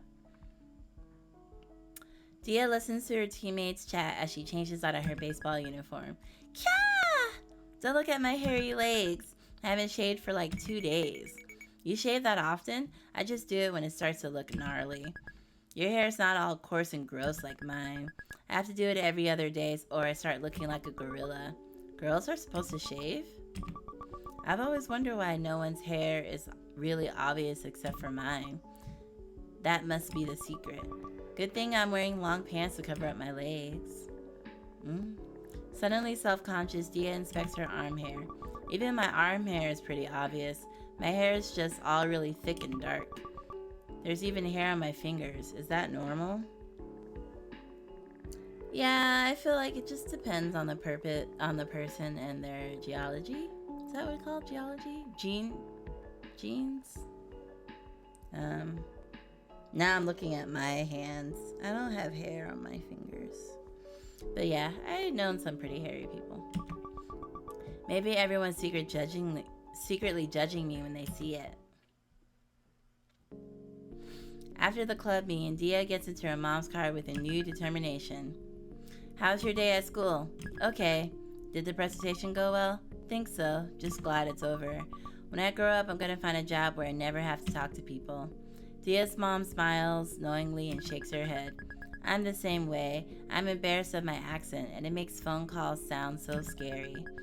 Talking to workers in stores makes me nervous too. Me too. I wish we could write questions on a piece of paper, and they have to write their answers back too. Yes, it'd be the best if you could slip the paper through an opening in the wall so they'd even know what you look like. Wow. So I guess she gets that from her mom. Wow, I'm enjoying talking to my mom. I guess it's only natural that we have some things in common. I forget that sometimes. She used to do long distance running in India, and she always encouraged me to play sports because it was good for my health. I'm surprised she's not like, oh, sports are for boys and you need to act not like a boy. Maybe I can ask her about something else that's been bothering me.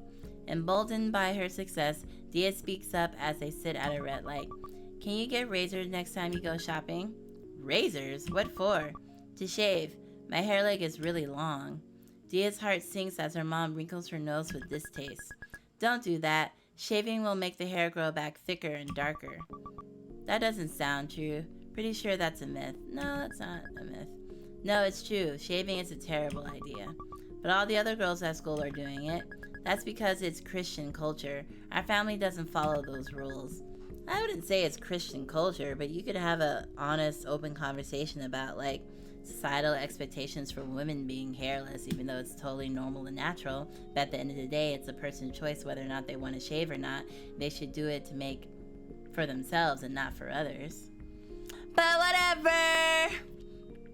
Why do you want to shave so bad anyway? Are you trying to show yourself off to the boys? No? You're too young. Who is it for? Do you have a boyfriend? No? Are you sure? Look at me. Good thing I can actually answer this honestly. I'm not lying. I don't have a boyfriend. Her mom scrutinizes Diya's face for a moment before turning away, seemingly satisfied. Good, because you need to focus on school. The right time to date is in college. I feel like it's not, though, because I feel like in college, like, especially if you're paying hundreds of thousands of dollars, if dating someone curtails your college, then you're wasting money and you'll just go into debt and not even get your degree. I feel like at least in high school, if you go to public school, you're not risking hundreds of thousands of dollars. So I feel like it's so weird when people say that, because college is a lot harder than high school and has a lot more stakes, I think. So it's like, yeah, go through emotional turmoil when thousands of dollars are on the line. Like, no. It's when you'll be able to find a nice boy who meets all the requirements. Wouldn't the requirements be like to have a college degree, not getting one? Because he might flunk out anyway. Requirements? What requirements? You know, just the regular ones. Someone who's Hindu like us, doesn't smoke, and has a high income. Yeah, if he wouldn't have a high income in college, he'd be in debt from going to college. Yeah, I definitely can't tell her about men. What if I wanted to date someone different, like a non-Indian person? No, a white person wouldn't understand our culture. Plus, whites do drugs and don't know how to save money. Wow. Just remember, no BMWs. No blacks, Muslims, or whites. Wait, what? That's so racist. I don't even want to know what she thinks of Korean people. What you want is unrealistic. How can you immigrate to a country where there's less than 1% of the population and then expect me to marry the way you did in India? It's not unrealistic. My friend's Himaja's daughter did it. You're not any less pretty or smart than she is. You can find a way to. It's not that easy. I can't control who I fall in love with. If I fall in love with someone who doesn't match your criteria, I'm not going to turn them away just for you. No, that's not right. If you marry a waste fellow, what will other people think? Marry a waste fellow? Why does it matter what other people think? My opinion should be the most important one. No, this is bigger than just you. You have to consider how it affects everyone, like your parents. If you marry a white man, everyone will think you're a self-hating Indian and your parents didn't raise you with correct values. Wow, then maybe you shouldn't have come to America. Just saying. Maybe you should have stayed in India. It already looks bad enough that we let you quit Carnatic music because you wanted to play baseball. So you're asking me to give up my whole life in exchange for 10 seconds of approval from some aunties? I had to marry within my parents' requirements too. Yeah, you folded. She doesn't have to fold like you. And if you weren't happy, why would you want your daughter to not be happy?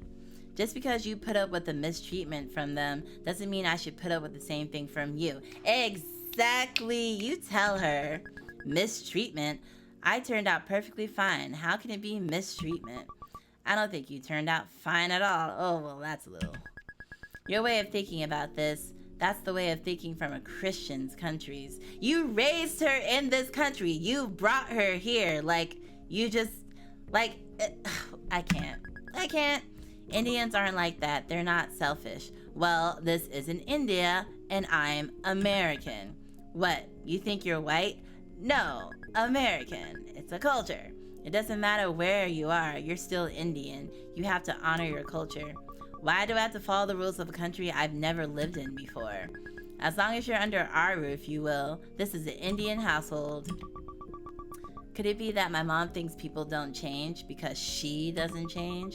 It's like her opinions are frozen in time from 20 years ago when she left India. Yeah, I'm like, if being Indian is so great, why'd you leave?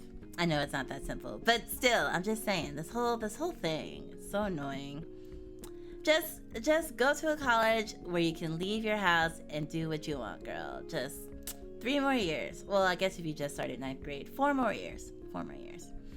And they never shifted to match the world around her. They're just stuck. They spend the rest of the drive home in stony silence. The next day, Diya hits her alarm and flops back into bed. I guess Akarsha's dad, since he loves America so much, maybe he would be like, yeah, let's adopt American values kind of thing. Because we're Americans and America is great. Her morning routine includes lying in bed for 10 minutes and thinking about how tired she is. But I'm glad Akarsha has always stuck up for herself, even when she was younger. Whoops. I kind of went, wait.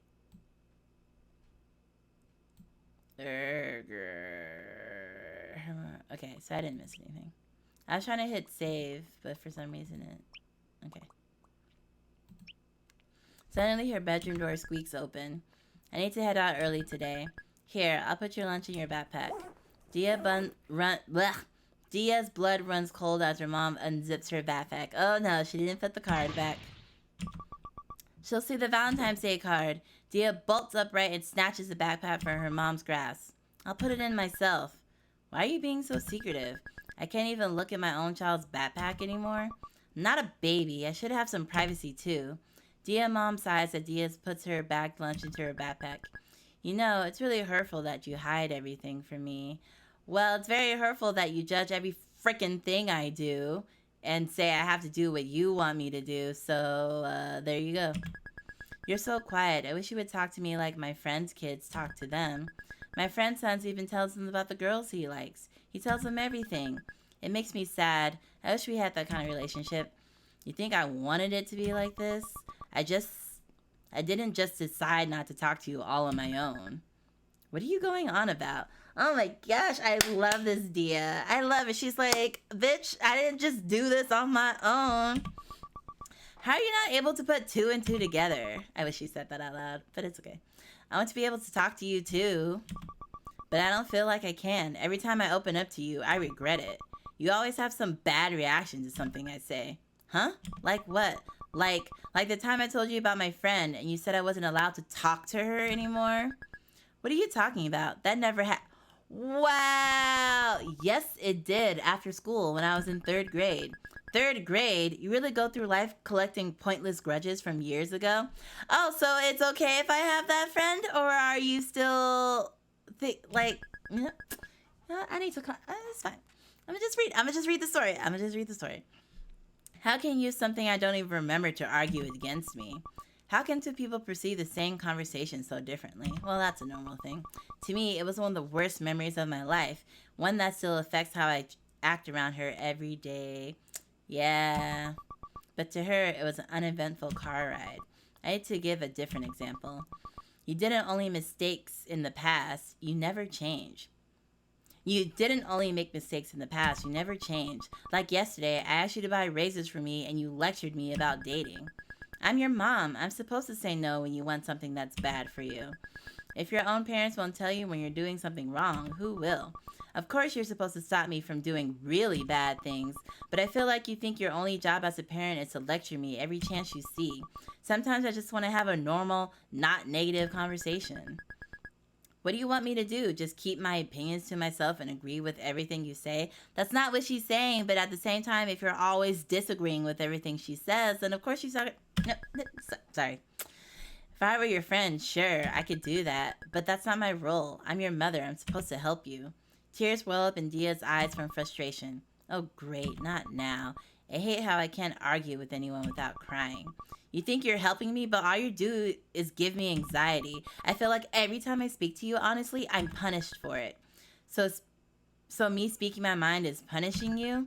How can you not allow me to say what I think? How do you think that makes me feel? Making this about her. And you won't let me say what I want to say because... Never mind. Both of them freeze as the doorbell rings. It's Akarsha. I can't let her see me like this. Yo! Diya flings the door open and darts past Akarsha. Whoa! Homie, wait up! Diya ignores her and sprints down the sidewalk. The frenetic slap of flip-flops on concrete behind her gets louder and louder until suddenly a hand grasps her forearm. Wheeze, gotcha! Diya reluctantly slows to a stop and lets Akarsha catch her breath. What's wrong with you today, Usain Bolt? Got in a fight with my mom. Diya wipes her tear-streaked face with a sniffle. She gave up her whole life for me. I'm the person she loves the most in the world, but we can't even have a normal conversation without hurting each other. It's just sad. It takes a few seconds for Akarsha to recover enough to choke out a response. Bro, that sucks. Do your parents know you're bi? Sorta? We haven't really had that conversation yet, but they definitely know I'm a little funky. How do you think they'll react when you tell them? I don't know, but they're pretty open-minded, so I think they'll get over it. Lucky. My parents will freak out if I come out, but I feel like a bad gay person for hiding it. No, like most gay people hide it, honey. It's okay. I mean, it's not an okay situation, but it's okay because it's not just you. It's not just you. Why? Instead of trying to educate them, I'm living a lie. Dude, it's not your job to educate your parents if it'll ruin your life. The gays aren't gonna come arrest you. It's not bad to, like, worry about surviving first. Exactly. Sooner or later, we're gonna get caught, though. We're so bad at keeping things secret. And if I want to live with men someday, that's gonna be impossible to hide. Yeah, you might have to, like, literally choose your relationship over your family. Which sucks. Especially since we're gonna move really far away. Huh? Where are you going? Don't know yet, but somewhere far from her parents, so she doesn't have to see them unless she wants to. When we do that, my parents will notice I'm gone too. Yeah, but by then you'll be an adult. They won't be able to stop you from doing anything.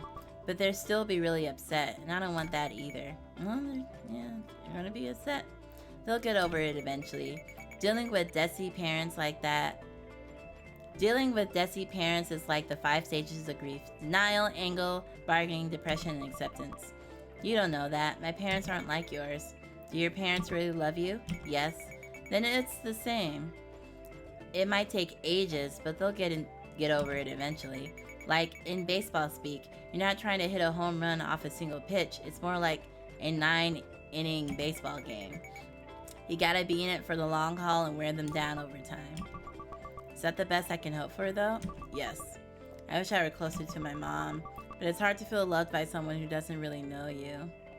I mean, you keep saying you're the only love of her life.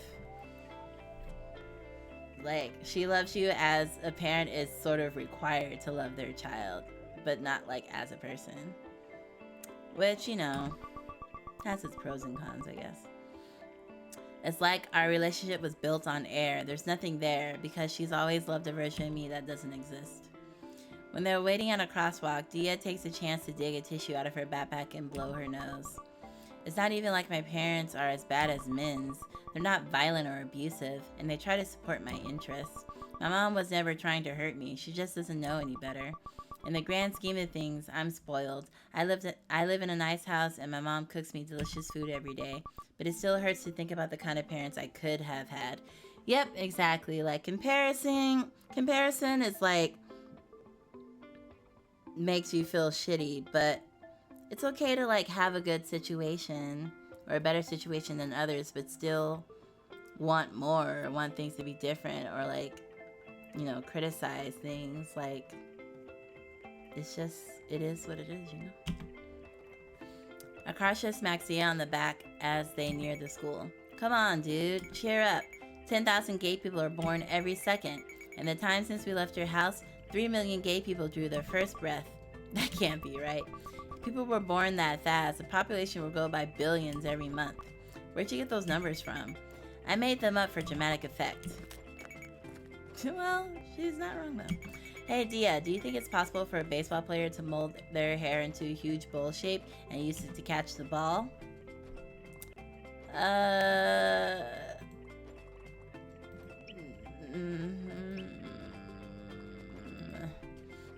Diya shakes her head. Why not? What do you mean, why not? It looks so dumb. But it'd be convenient. How would they fit the batting helmet over it? They can mold their hair into the batting helmet shape when they're on the offense. What kind of weirdo would do that? I'm gonna leave that alone. I don't really care for the other one since it's so small. Akarsha grimaces as they reach the school campus. I have this huge cramp from chasing you earlier. I'm all sweaty now, too. Not my fault. Get in shape. Damn. I'm gonna go wash up and take a tinkle. Can you not say it like that? Not say it like what? The tinkle thing? Too descriptive. Fortunately, Akarsha is already out of earshot and saunters off without answering. As she opens her locker, Min comes up behind her. Good morning. Good morning. Min taught me that phrase a long time ago. It means hi in Korean. It doesn't. Maybe she's touched that I still remember it. Diya laces their hands together. I like teaching each other all these phrases. It's like a secret code. I mean, only because Americans are so not multicultural that we can't speak multiple languages unless it's like a part of our own culture. Like if it was actually like a secret code that only you know because you made up, but you're just literally bilingual. Yeah, we can say romantic stuff without other people knowing, like spies. Min brings Diya hands to her lips and presses a kiss to her knuckles. Min is so romantic. She's like a prince. Suddenly, Diya realizes how close of a view Min is getting of her hand. I have hair on my hands and fingers. She's gonna see it. Diya frantically wrenches her hand out of Min's grip. Huh? What's wrong? I guess Min likes me so much, nothing bad's gonna happen if I tell her. There's hair on my hands. I didn't want you to see it. Min looks utterly dumbfounded. What? They're hairy. My arms, too. When I wear short sleeves, you can see it from very far away. Really? I never noticed. I thought Min of all people would have noticed. She spends so much time staring at me. I'll show you. My leg hair is even worse. Diya nervously rolls up one of her leggings to reveal her hairy legs. I mean, yeah, I see it now, but it's just hair. I'm glad you're not grossed out by it, but it still might make me feel better to shave it. I won't stop you, but you really don't have to.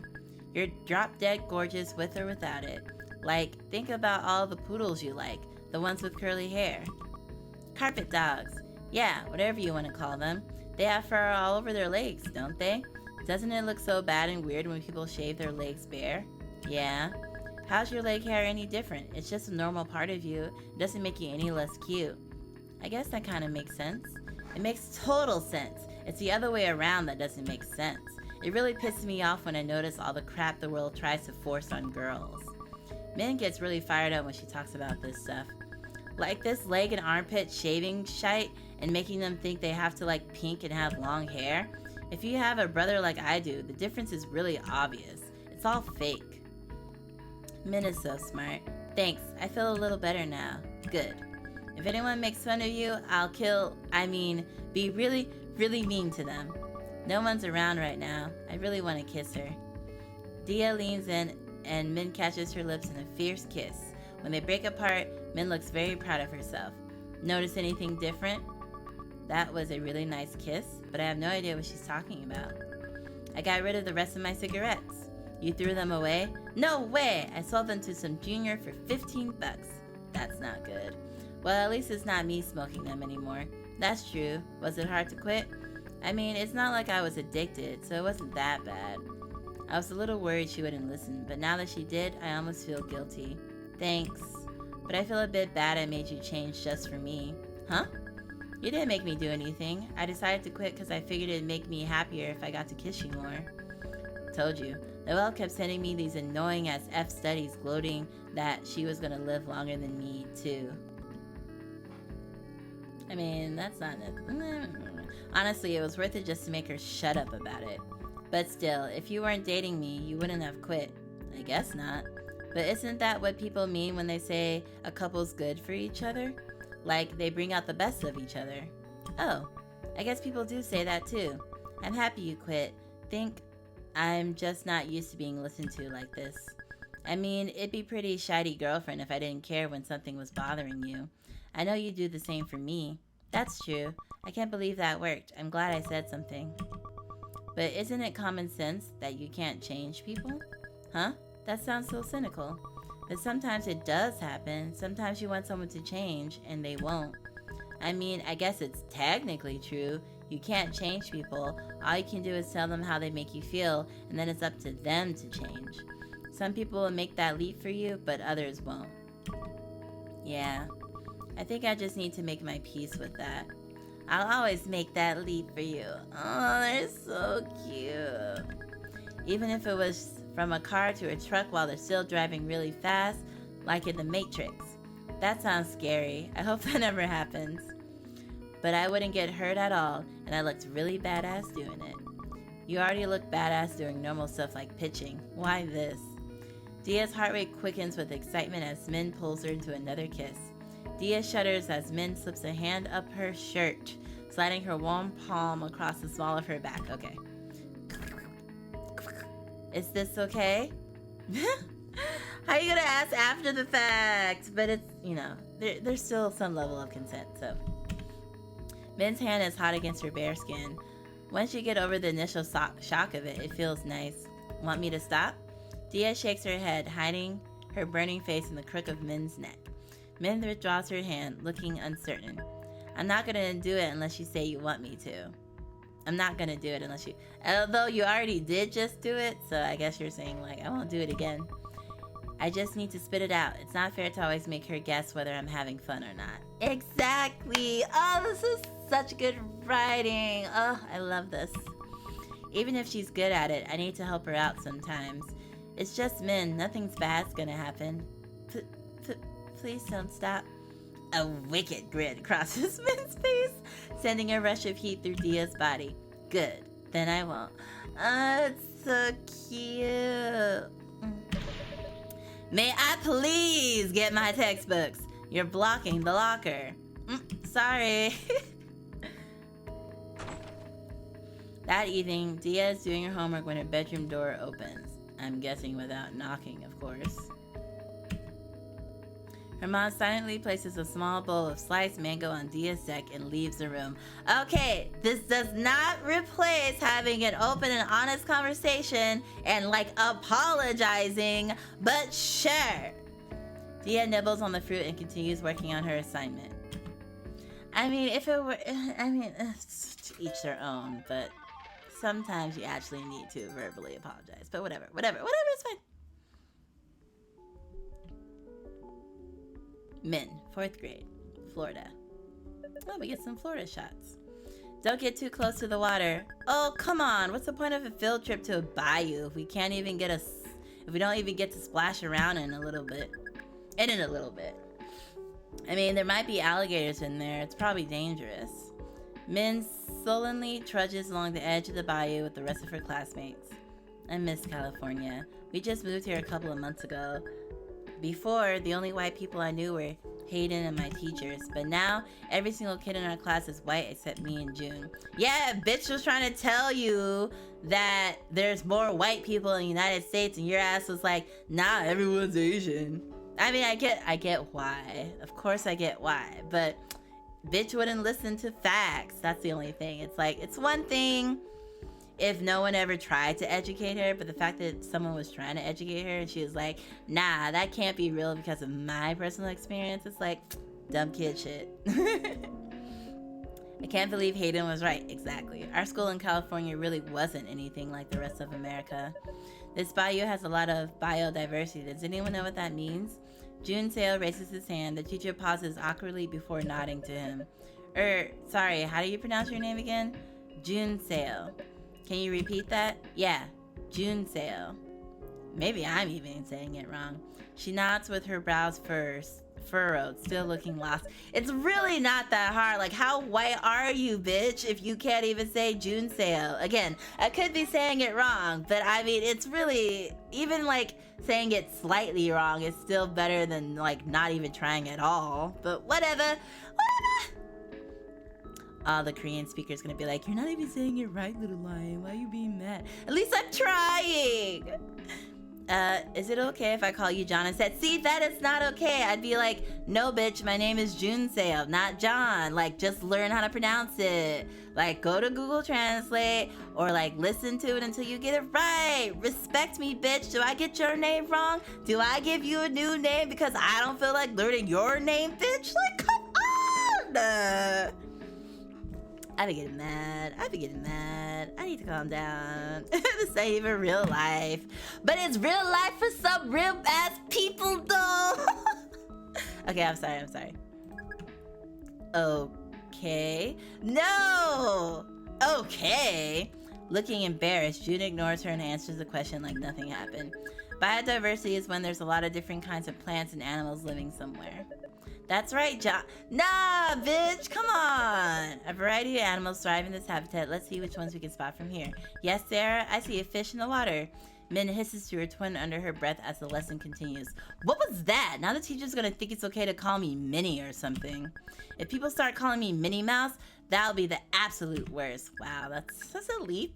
Or she had that in her pocket. She was like, people are gonna call me Minnie Mouse. I don't think that's gonna happen. It better not. I hate Minnie Mouse. She's weak and wimpy looking. Oh dear. I bet if someone punched her in the gut, she'd just die. I'm gonna make the teacher call you the right name. No, don't. I don't want to make a huge deal out of it. You should though. But you should make a huge deal out of it. It's your name. Exactly. It's fine. John's close enough. No. It looks like the ant walk is ready for us now. Everyone, follow me. Their classmate continues down the trail, passing a group from another school. Many of the kids gawk at her and June with unabashed curiosity as they pass by. Oh, from the other kids. I was like kind of confused for a second. One boy pulls his eyes into slits with his fingers as his friends giggle. Hello. Me speak no English. What the? Punch him. You wanna die, dickhead? Fight me. Yes, girl. Okay, again, not condoning violence per se, but standing up for yourself. Yes, with words. Oh, he's mad. Me no Reiki. I don't sound like that, bitch. Enraged, Min punches the kid in the face. But also, you know, kid-on-kid violence is slowly more acceptable. Like, adults can't hit kids, but you know, the little third grader, fourth grader want to punch another fourth grader, it's like, no, but you know, I'm gonna stop talking. I'm reacting so much right now. He topples backwards. There's a huge splash as he lands on his butt in the shallow of the bayou. Oh no. Oof. Min seizes his head before he can get up and dunks it into the muddy water. Okay, but I'm surprised she is not in juvie. The way she literally just like tries to kill people. Get him, gators. Min, stop it. Hey, get off of him. Half an hour later, Min sits seething in the backseat as her dad drives her and June home. What's wrong with you? Are you brain damaged? Here we go again. Now look, I have to pick you up in the middle of work because you couldn't behave yourself. I was good. I don't see why I have to be punished too. Shut up, John. I didn't do anything wrong either. No, you did. You did do something wrong.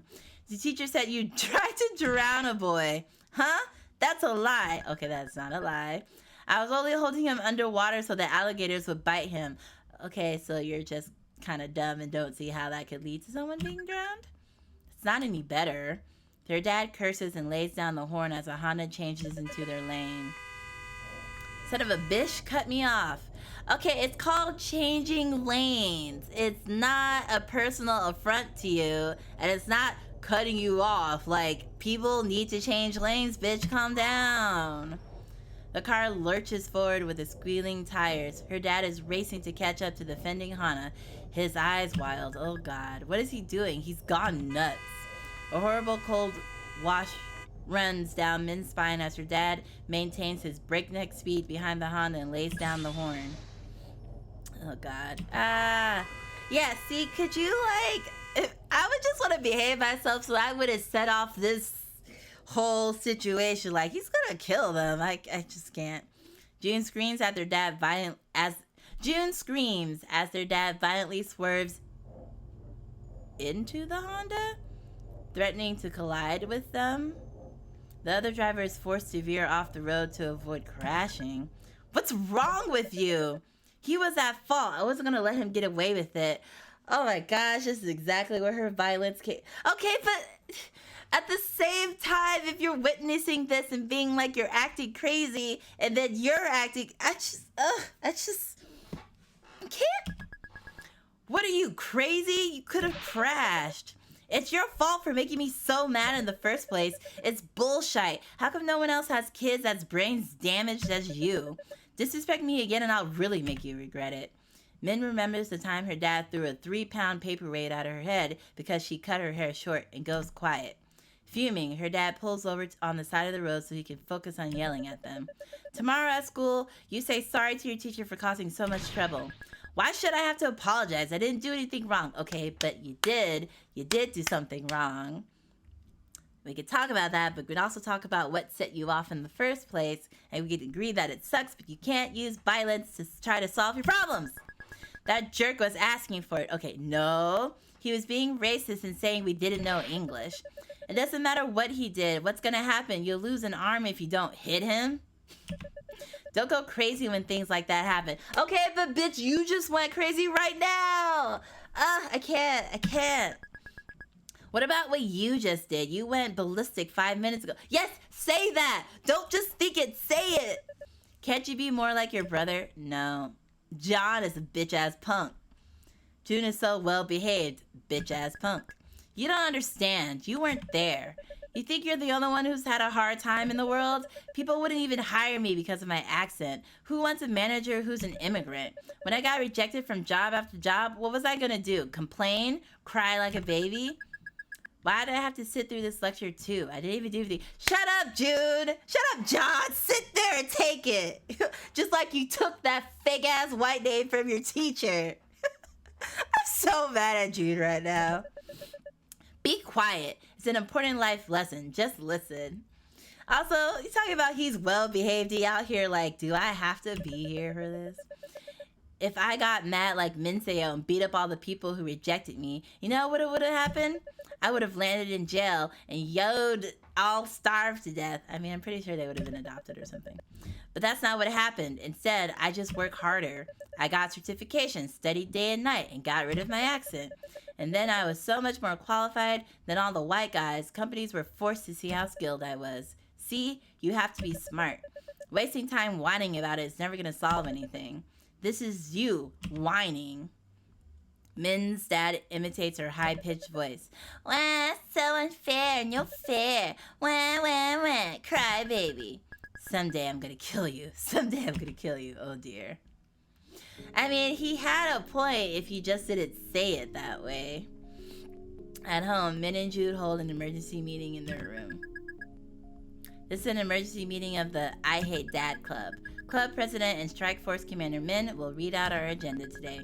Our agenda today is complain about how much Dad sucks. If he's so good at not getting mad at work, how come he gets mad at us all the time? Because he can't get mad there, so of course he's gonna let loose on someone else where there's no consequences. In a way he cares about anyway. I mean, I feel like it's all connected. What do you mean? Maybe he bottles up all his bad feelings at work, so when we do anything, he blows up at us. Yes. In his head, maybe it's okay for him to yell at us because he's our dad. Exactly. Well, he's not allowed to yell at me for getting mad when he's not any better. I can't believe he sided with the teacher instead of me. Coward. I hate racists. They should all die. I feel like you had a point about the fight you got into, though. What? You're demoted. You can't demote me. I'm the chief demonstrator, remember? Screw that. You're my own twin and you're betraying me? You were there too. You of all people should get how I feel. Yeah, I get how you feel, but I don't go drowning bitches. Like, it's your fault I got in trouble. That's right that we shouldn't react like that to bullies. We should try to be the bigger person. No, they have to die. Okay, so you were trying to kill the boy. If other people are bad, we should get to be just as bad. Okay, but saying something racist with your words is not the same type of bad as getting someone killed. It's not the same type of bad. Didn't you learn anything today? Clearly not. We don't get to be bad. It'll just get us in trouble. And when you talk back to Dad, it just makes him go crazy. When are you gonna learn? He's just like Mom. How come no one will stand up against him except me? What's your idea then, genius? Be a wimpy loser like him? I don't know. Maybe if we just laugh along, the other kids will want to be our friends. Okay, no, but... 5 years later. California. Min, can you act? I guess. Why? Can you be in the video we're making? For English? Sure, what's the video? Diya reties her ponytail, and most of her short hair immediately falls out of the elastic and ends up framing her face. Min gently tucks a curly lock behind Diya's ears, making her girlfriend blush as her fingertips brush her skin. You have to make a video about current events, or we have to make a video about current events. So we choose saving the gray wolves. Who's we? Us, Noelle. How come you guys keep getting these three-person group projects? My teachers usually do groups of 4. There are 4-person projects. It's just that usually no one else wants to be in our group. Oh. That's why we need more people to act out the skit we wrote. Actually, if we just made a few simple cuts to the script, 3 people should be more than enough. Your feelings on the subject matter are distorting your judgment. No, we need 3 people for the wolf family alone. There's no point in showing an entire family of wolves, just a single wolf will suffice. No, it's more sad if it's only a mommy and a daddy. Yeah, stop censoring our artistic vision. I've never seen you 2 gang up on Noelle like this before. It's because she's wrong about this. If we're gonna make a video, it's our chance to create a masterpiece. We can make it so funny. Funny? That doesn't sound like the same thing Diya's going for. I want it to be like How to Be a Ninja? What's that? You haven't seen it? No. You have to watch it. It's the funniest video I've ever seen. I found it on the website called YouTube yesterday. I even converted it to MP4 online so I could watch it on my iPod. Min puts in one of Akarsha's earbuds so that she can hear the video. Akarsha takes it the other. Oh, when YouTube was a baby. In the living room, 2 teenage boys do cartwheels and kick-ups to the song Kung Fu Fighting. Oh, they're both Asian? They look about our age. Hey you, want to learn how to defend yourself? Aren't you tired of bullies picking on you all the time? Well then, How to Be a Ninja is a DVD for you. A boy in the video bows. Hello everyone, my name is Hanate Wakuso Shishio Tadashite Teriyaki Suzuki Honda Civic. Oh dear. Hello, my name is Bob. I don't know if I've ever seen 2 Asian kids like me starring in anything before. And they're being funny and everything. The first lesson in being a ninja, already Akarsha is cracking up so hard that the kid's line delivery, the iPod is quaking in her hands, is to make loud, unnecessary sounds when you hit things. Hoo! Kiki-ya! Wahoo! I've never seen a video like this in my whole life. It's hilarious. Oh dear. We see that shit like too much nowadays. You must be able to transform it into anything. An animal, a tree, a fag. You must be able to imitate anyone. I was so confused. I was like, what? Okay, sure, whatever. Moving on. After a kung fu battle that culminates into one of the kids resorting to using a fake gun, the bloopers play. And we will be teaching you. The boys repeatedly dissolve into laughter over the accent they're doing. They look like they had so much fun making this, right? It's so inspirational. They're like our age and they made such an awesome video. If they can create something that iconic, so can we. Must I remind you that this is a school assignment that we're being graded on? Yeah, why don't you just make a fun video not related for school? We're still following the grading rubric. Are you? I don't see gun for an Academy Award on there. The script you 2 have written is wildly overambitious. Yeah. Under the table, Akarsha immobilizes one of Noelle's feet by sandwiching it between 2 of her own like tongs. Got you. Captured. Not captured. Noelle wriggles her foot free. When Akarsha tries to trap it again, Noelle retaliates by pinning one of Akarsha's feet against the leg of the table. So far, I'm wearing flip-flops while you have real shoes. You gotta go easy on me. You chose this battleground. You don't get to complain. What the hell? They always act so demented around each other. When you're done playing footsies, can we talk about what you guys actually need from me? Akarsha Noelle freeze, looking embarrassed. What? Hello, because I'm acting your project? Can you meet us at the park this weekend? Yeah, that's where we're filming. There's a kind of woodsy looking spot at the edge of it. Do I need to bring anything? No, just you. We're still working on the script, so we'll give it to you there. We'll take care of the costumes too. Sakura and Yuki have tons of stuff we can use, so they're gonna bring it all. Cool, I'll be there.